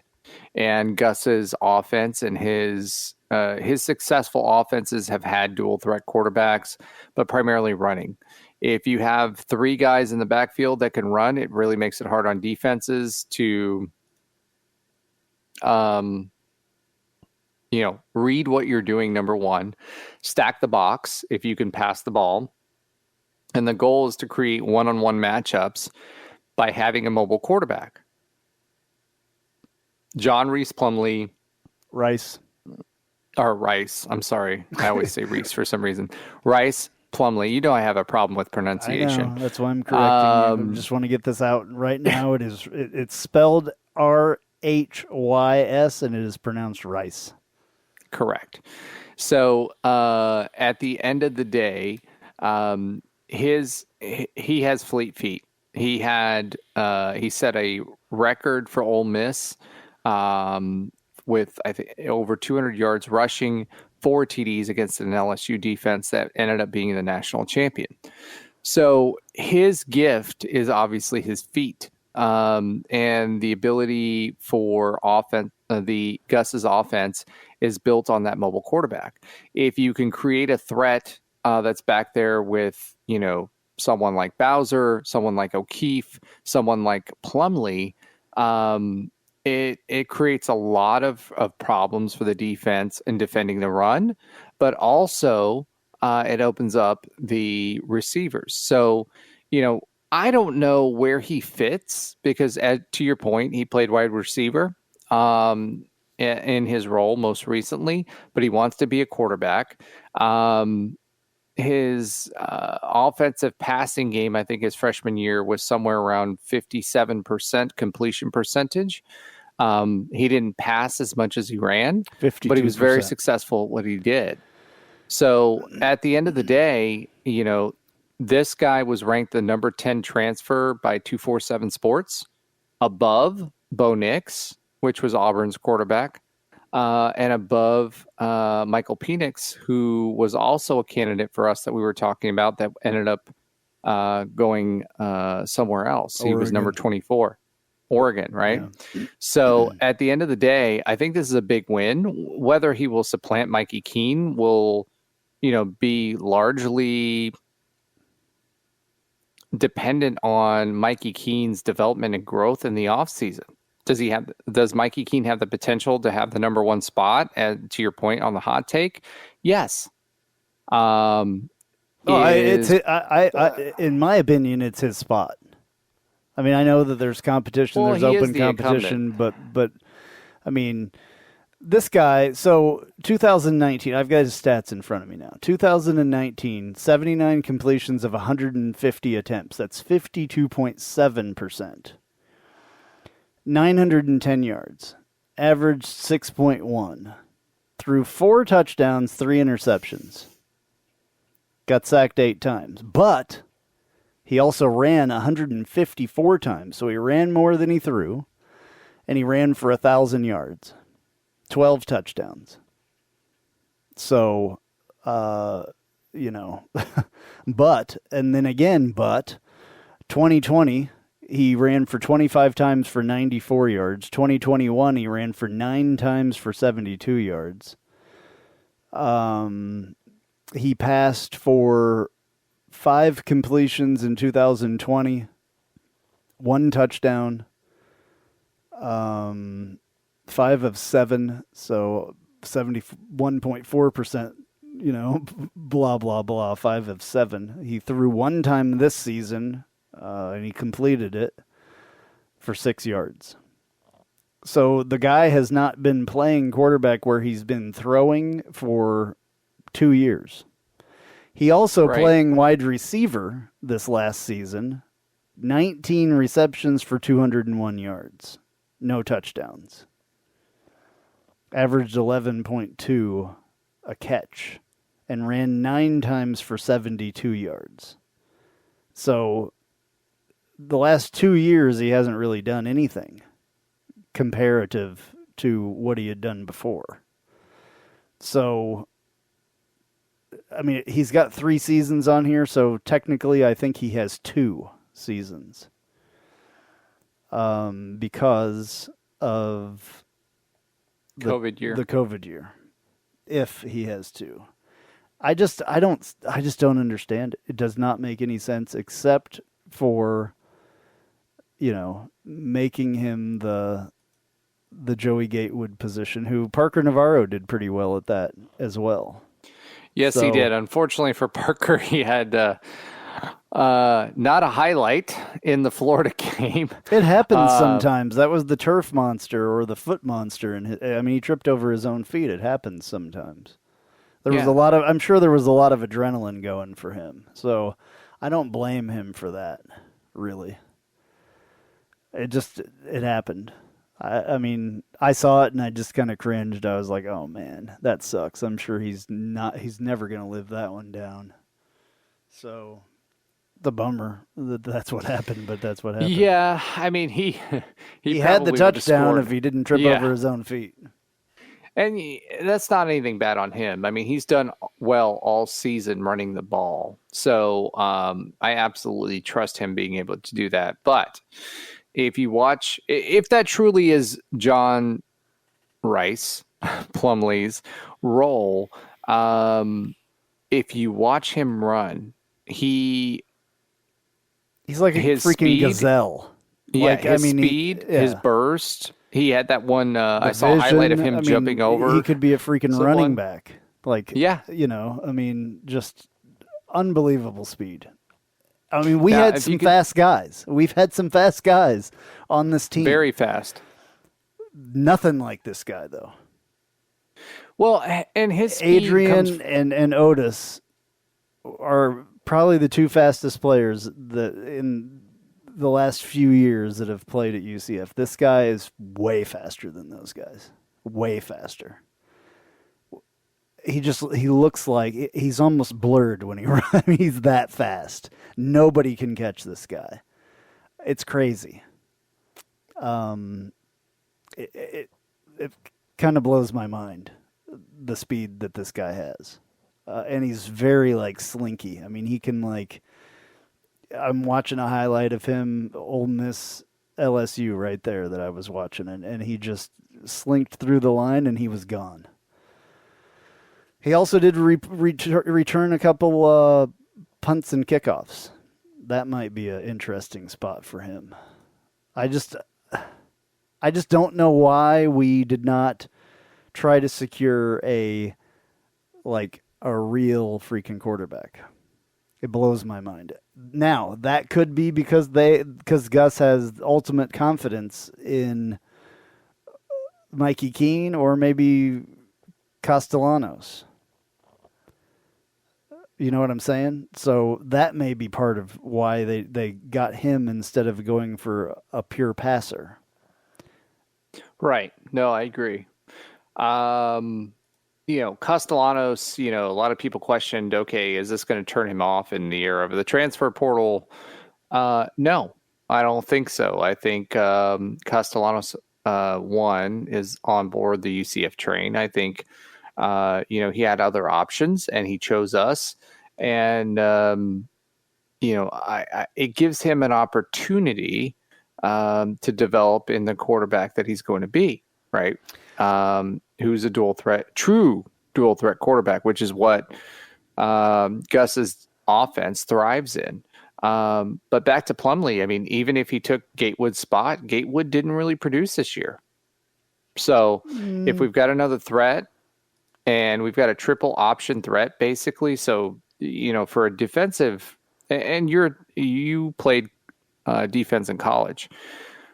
For a defense, if you've got an offense that runs, you're going to scheme, you're going to look at tendencies, you're going to look at all these things. But if you can throw a triple option offense into it, in the middle of it, that's going to be really tough to defend, especially for someone like this. Yeah. I mean, the other thing that I don't like, sorry, I'm just going to put this out there because I'm watching these highlights and I just remembered this part that I don't like. He's also going to be wearing number 10. I don't like it. I mean, I know that we don't retire numbers. I know we don't do that. College sports, you really can't do that. That bothers me a bit. Another quarterback wearing 10. If it was any other player on the field, a defensive player, another offensive player, that's cool. But like a running quarterback wearing number 10, I don't like it. And that's just my Mackenzie Milton fanboy coming out, I guess. But I don't like that he's going to wear number 10. It's just not right. And I guess Mackenzie at some point on social media or something said that he's fine with it. But it just weirds me out. This whole situation, this is what I was saying on the radio show. It weirds me out. I just don't understand it. Hopefully Gus will show us why at some point. Well, the other guys I'm a little bit more excited about. This guy I'm just not. I could be after the first game. You never know. After the spring game, maybe I'll be like, okay, I was wrong. I will admit.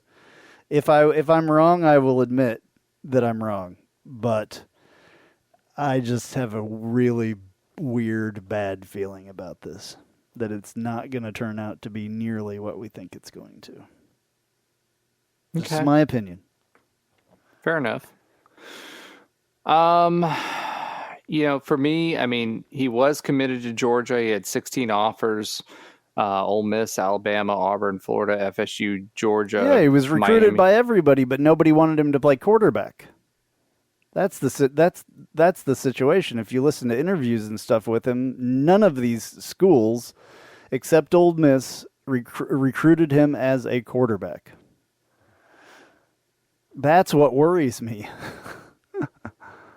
Auburn wasn't even recruiting him as a quarterback when Gus was recruiting him in the beginning. So, I don't know. I don't know. Go ahead. Sorry. No, that's okay. It's all right. It's okay that we have opposing views on this. I think it's a good thing, no matter what. I look at his tape. I look at his burst. I look at his speed. I look at a lot of different things, and he is electric when he has the ball in his hands. And a quarterback's role is to either keep and make a play happen or get the ball to his playmakers. And if you think about, let's say, the Florida game, you think about what Ryan O'Keefe did. You think about what Bowser did.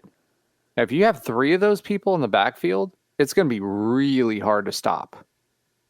So, yes. I don't see Gus going to a triple option, by the way. But. I don't think he will. But his offense is based off of a triple option. Yeah. The basis of it is, if you look at what he did at Auburn, it's based off of a triple option. He's using the run to create one-on-one matchups for the receivers, and then when you can throw the ball and you have targets of opportunity, that breaks up the defense. Well, not the triple option like the real not triple the traditional option. triple option. No, yes, I mean, I agree with you. It's more there. of a. Yeah, I wouldn't say that.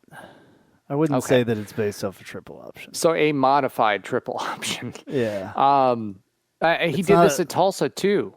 I mean, when he was offensive coordinator at Tulsa, which was what really launched his career, and there's the UCF tie too, because they played us in the championship game, that ill-fated championship game. The way that he moves the ball, he is a high school coach, and he said this himself, who's now a college coach. And at the end of the day, he uses the mobility of a quarterback to open up one-on-one challenges or one-on-one matchups for his skill players. If he can use Plumlee in a way that makes that happen, along with O'Keefe and Bowser or anybody else that you plug in there, I think that's a win. Yeah. I'm not saying he's going to supplant Mikey Keene. I'm not saying that at all. He may be a Gatewood-type role, but either way, with the Gatewood-type role, I have more confidence in his ability than I do Gatewood's. Yeah. So I think it's a net positive, and then Thomas Castellanos, hopefully he develops, and he has both. I don't want to see him play a single down this season, to be honest with you. I hope that Castellanos has time to get bigger and everything else. I don't want to see another freshman quarterback play. And I think Mikey Keene's going to be a lot better after the offseason, in my opinion. If he's not, then we have a problem. But normally, most of the growth is between your freshman and sophomore year. And he had a great learning experience as a freshman quarterback. I mean, he was thrown right in there. That Navy. You know what I'm saying? At a team that is odd to play anyway. And finished really strong. So, yeah. I don't know. It's going to be interesting. There's going to be a lot of things to look at in the spring game. I can't wait till April. This is the season of sports that I hate the most, right up until NASCAR starts, and then I'll have something to watch. I watch basketball a little bit. Speaking of basketball, oh no, let's talk about our other guys, because there's some other guys that are really, really exciting as well.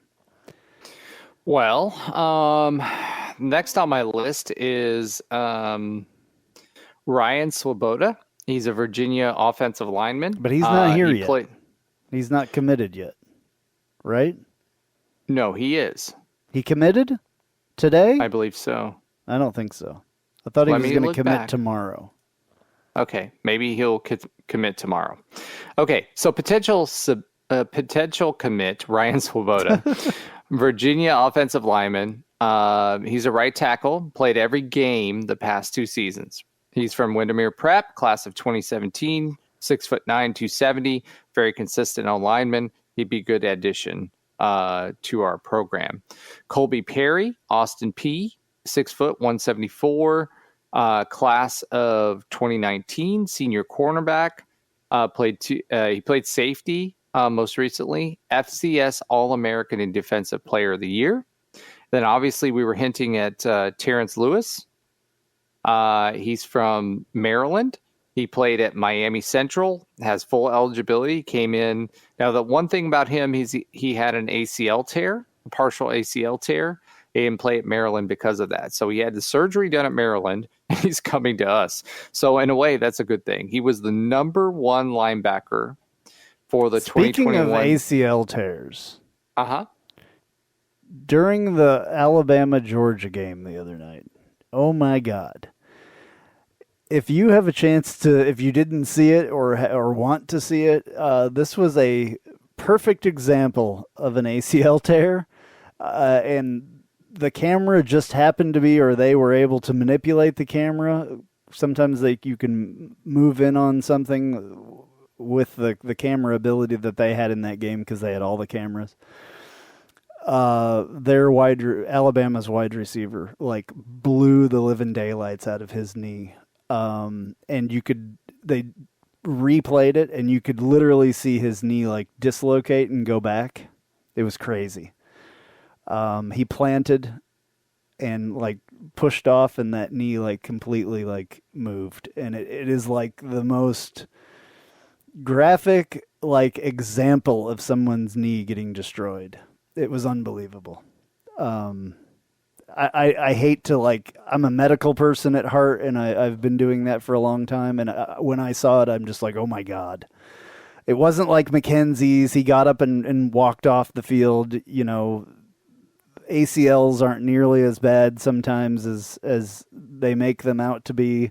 Yes, they have to be repaired, but you can still walk on a torn ACL. It's just not stable laterally, front to back. Right. Can't play on it. Right. So he walked off, and there was a conversation that I was having on Facebook or Twitter with someone, the person said, oh, he's fine. And I'm like, he's not fine. That knee is destroyed. But anyway, it was just the camera angle was insane, and they replayed it in slow motion, and it was just, you could literally see it happen.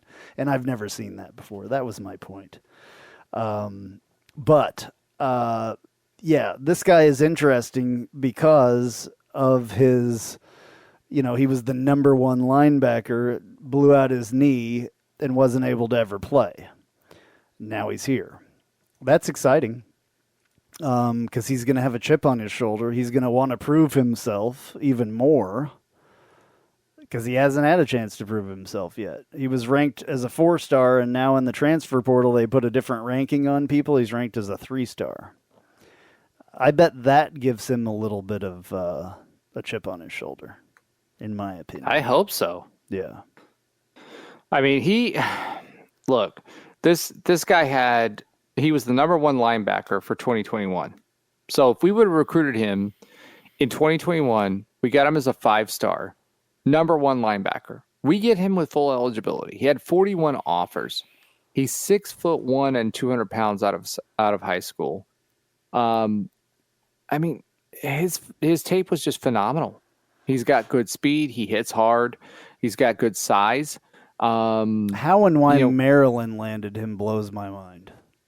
Personally, I have no idea what that was about. We can debate about bags of money. Yeah, exactly. But at the end of the day, he also went there with another linebacker that he was familiar with. But at the end of the day, it doesn't matter why he went to Maryland. Maryland paid for his surgery, and he came back to us.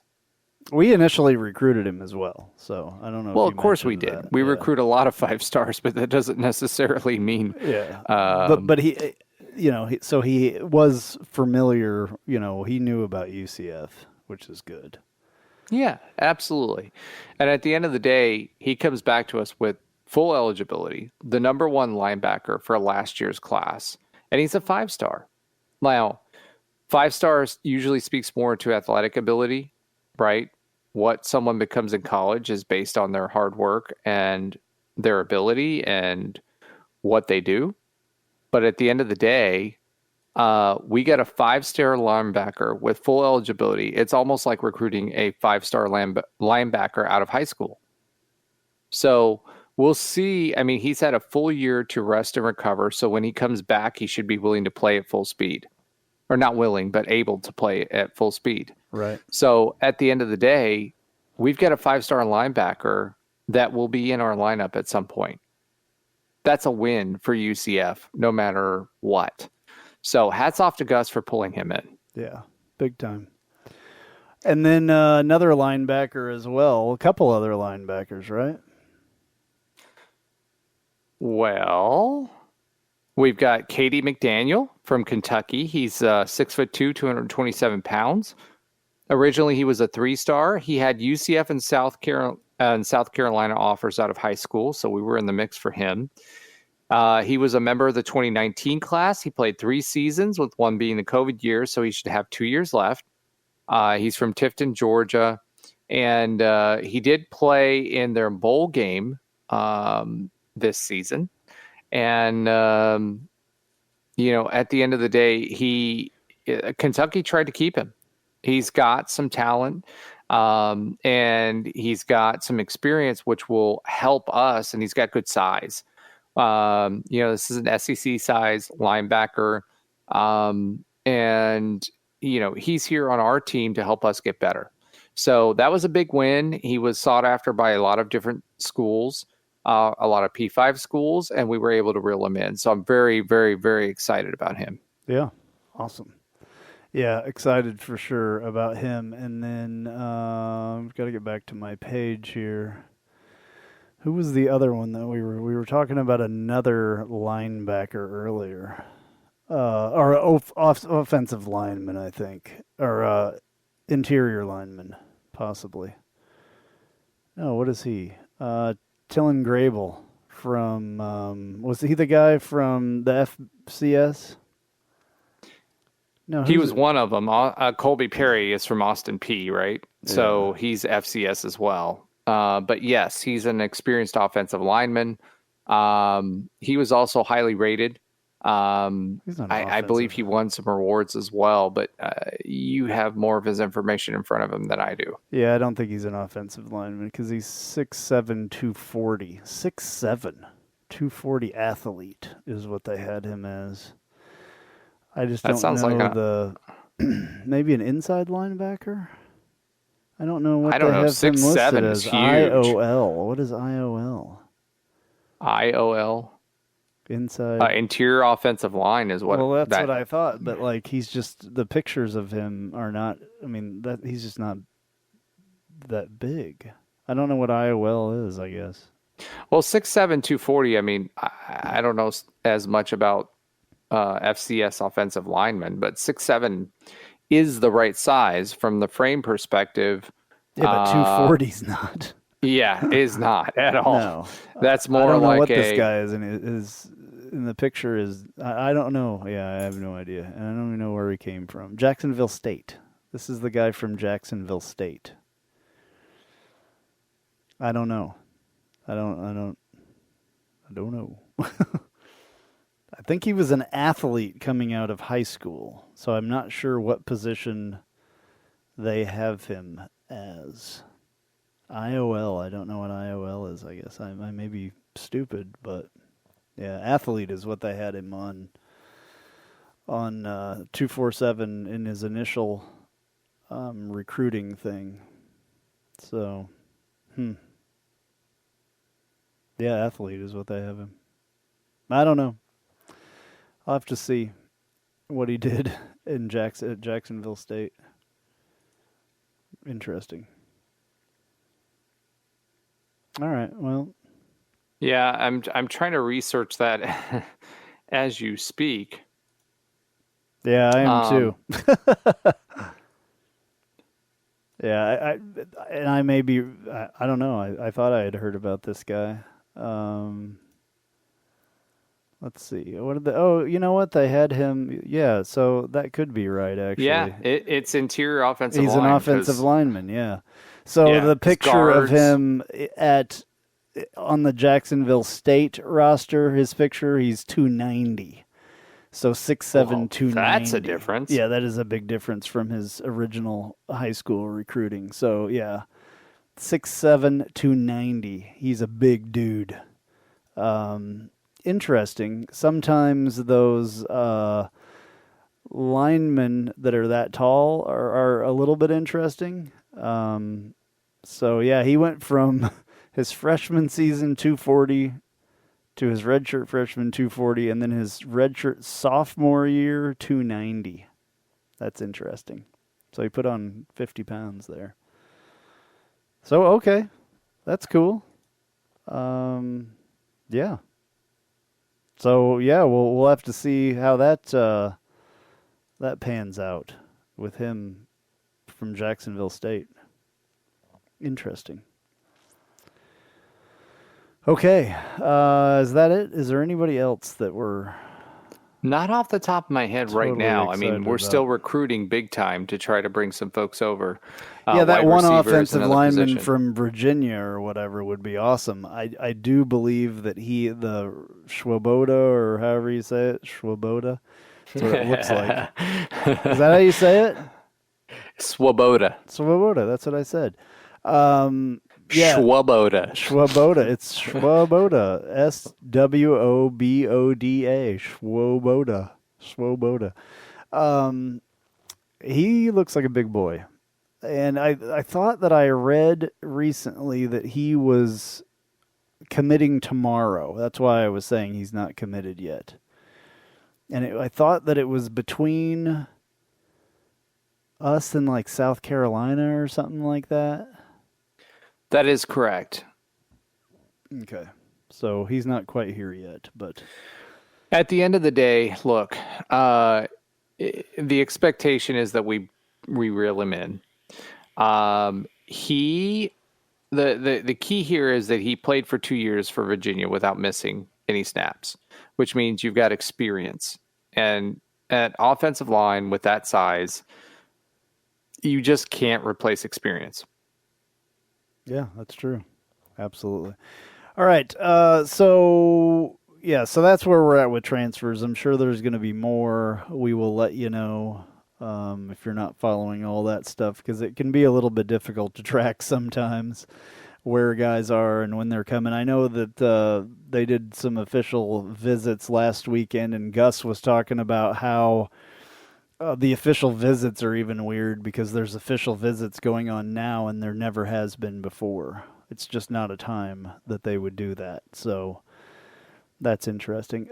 Real quickly, let's talk about basketball because we are in the thick of basketball season.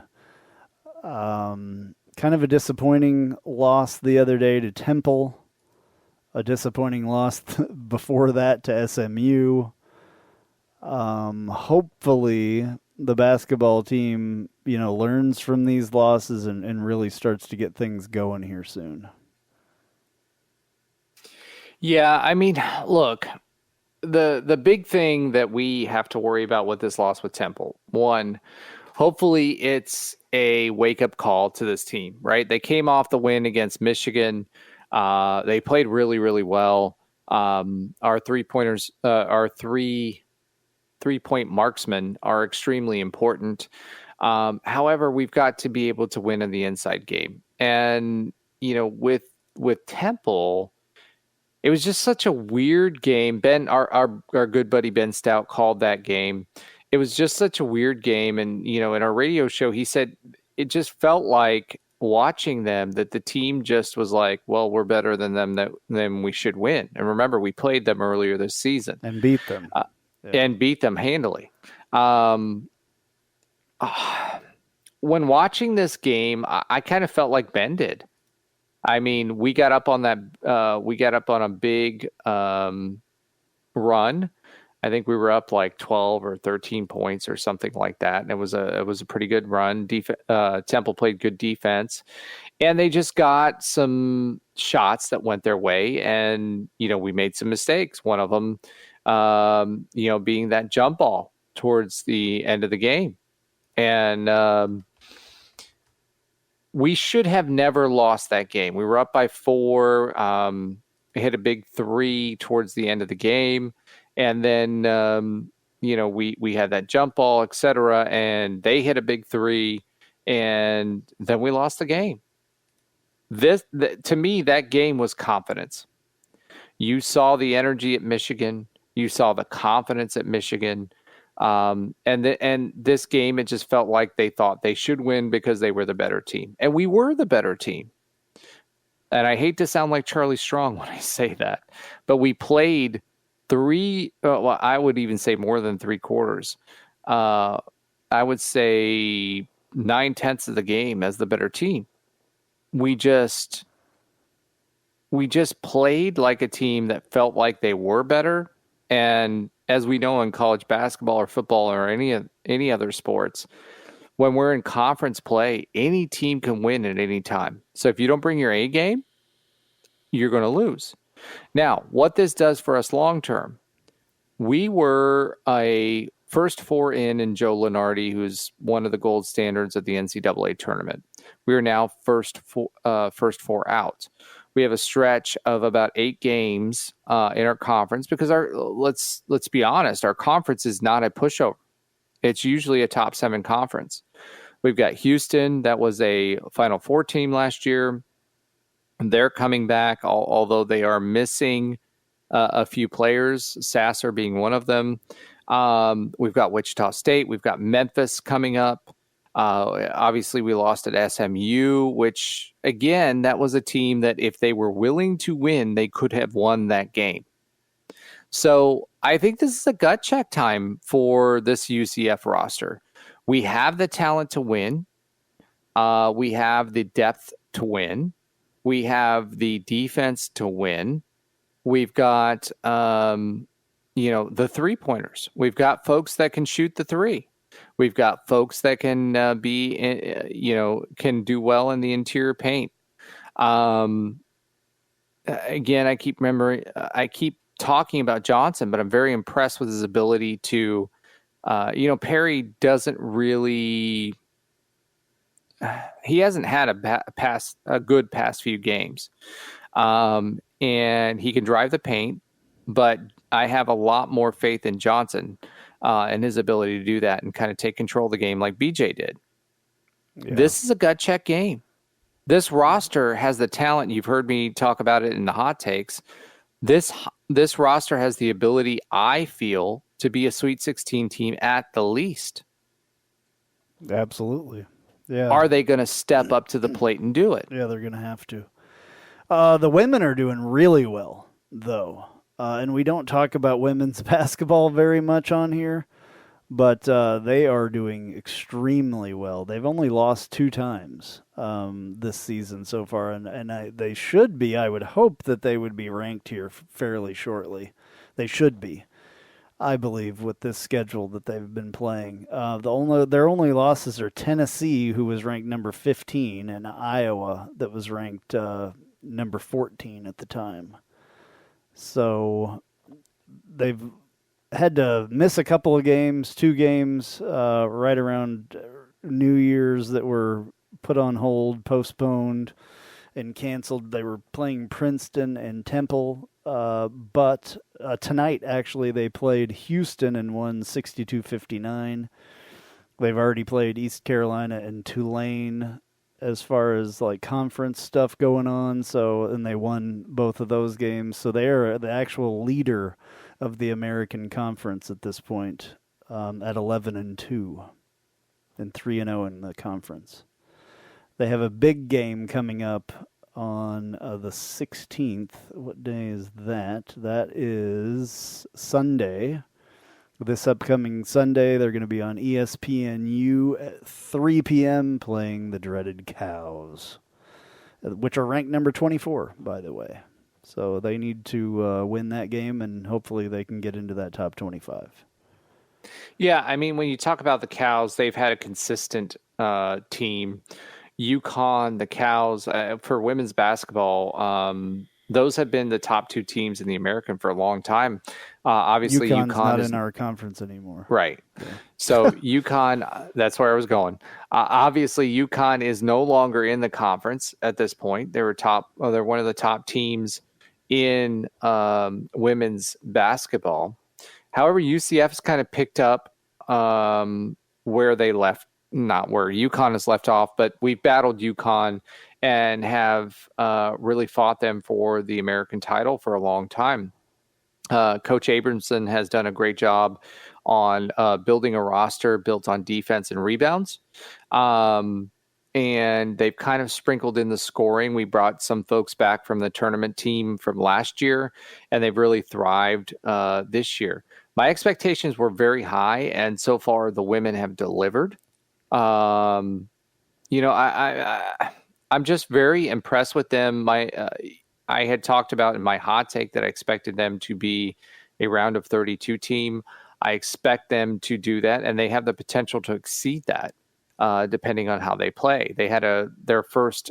They were seated a little bit lower last year when they played, and they barely lost their game that they played. But I expect, hey, there's another year of experience for those folks that have, stayed with the team. Masani Kaba has been phenomenal. She continues to be. Diamond Battles has been a fixture for us. They've just been a great all-around team built on defense, hustle, and rebounds, and they've continued that. And Coach Abramson is one of the unsung heroes of UCF sports. I know we don't talk about it as much, but I expect this to be a tournament team again this year, and they're proving that. Yeah, all right. Well, we will keep watching that. Obviously, they're a great team, so hopefully they can beat the Cows on Sunday and get up there in the top 25. They should be. Our record is actually better than theirs. So, that'll be interesting. All right. I don't know really much more we have to talk about. We've been doing this now for 2 hours and 7 minutes. It's probably about time. Yeah, we need to do a hot take for sure. Yep. A Tijuana Flats hot take. And then do we have news and notes or not? They're kind of old, some of them that we have, but we have a couple that aren't. So let's play a commercial, come back with the Tijuana Flats hot take of the week, and then get news and notes out of here. We'll be right back. I'm Jeff Allen. Join me each and every week on the Knightline Sports Network for the AAC Report. We bring you in-depth coverage of each school in football, basketball, baseball, softball, soccer, golf, tennis, and more, as well as bring you insider interviews and focus in on the biggest games and news of the week. That's all right here each week on the AAC Report, only on the Knightline Sports Network.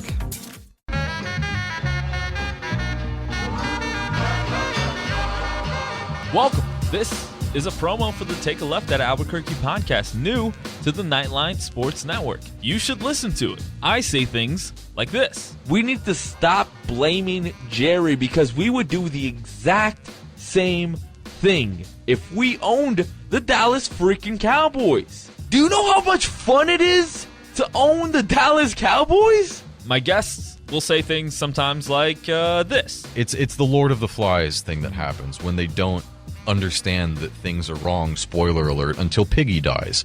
Lord of the Flies has been out for like like 100 years. Like, I don't even know. Yeah. Sorry to everyone at home who I spoiled the book for. A book's been out for like 90 years or something. And sometimes, rarely though, I'll say really stupid things like this. If they don't make it out of the West and the Raptors get to the finals, I will go on either this show or whoever's show and say that Kawhi Leonard is overrated because I have too much evidence of it. New episodes drop every Friday with me and some of my good friends right here on the Knightline Sports Network. Welcome to the Tijuana Flats Hot Take of the Week. Visit TijuanaFlats.com for takeout or delivery, or visit your local Tijuana Flats. Tex-Mex for everyone.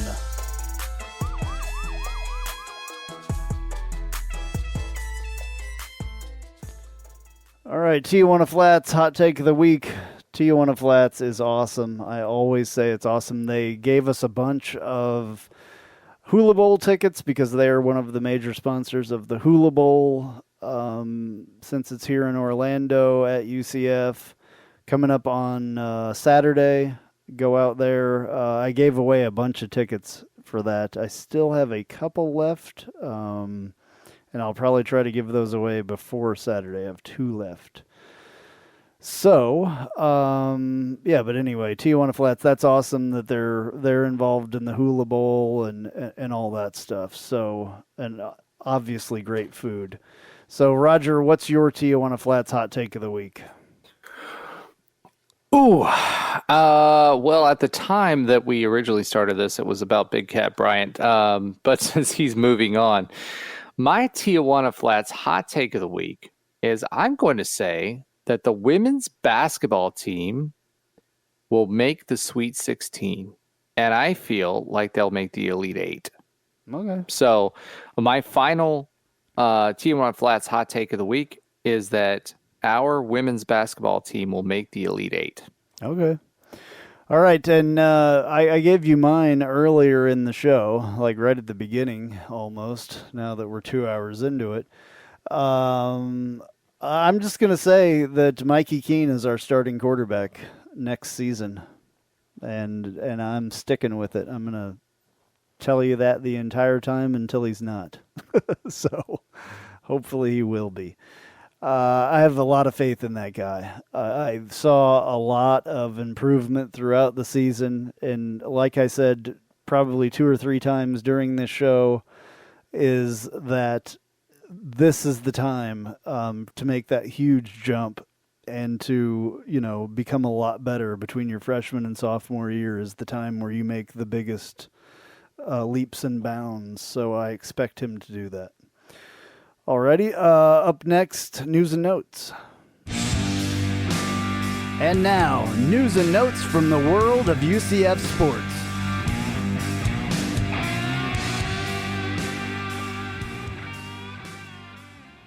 All right, some football news and notes to start off. Sam Jackson is returning. Cole Snyder will be playing in the Hula Bowl, along with Mackenzie Milton. Obviously, the O-line should return 3 to 5 starters. Big Cat Bryant was named the AAC Defensive Lineman of the Year and the AAC Newcomer of the Year by Pro Football Focus. Awesome. Tom Jostin, Alex Freeland, and Jeffrey Penna were named all preseason all-conference honors for baseball.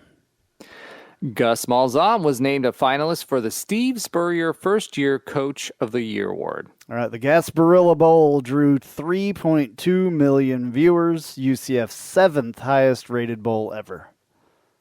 We are extending a warm welcome to Chip Lindsey as he takes the helm as the new offensive coordinator at UCF. He was with Malzahn at Auburn from 2017 and the 2018 seasons and will replace G.J. Kinney. Yeah, he was the head coach for Troy for the last couple seasons.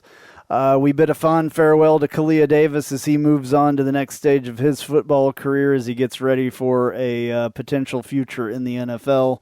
Bummed that he's not coming back, but good for him that he feels that he's ready. So hopefully he is and gets that knee taken care of. Well, I will say thank goodness. I wished he would come back, but at the same time, thank goodness I don't have to try to say his name again, because that's the one bugaboo over the past 2 years that I've been trying to say.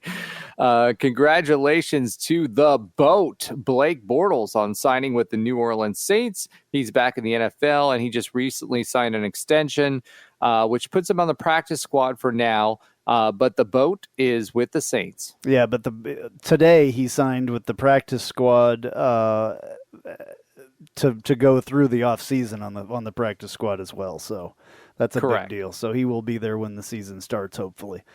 Back in with the team instead of bouncing around like he's been doing.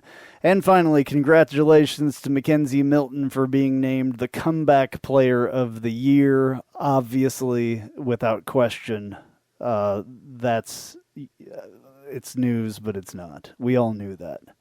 If he had the opportunity to play again, that he would absolutely be the Comeback Player of the Year. I think it's the Comeback Player of the Decade, to be honest with you.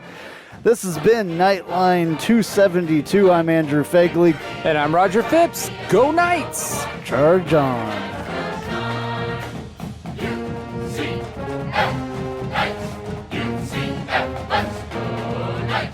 UCF, charge on to the field. With our spirits, we'll never yield.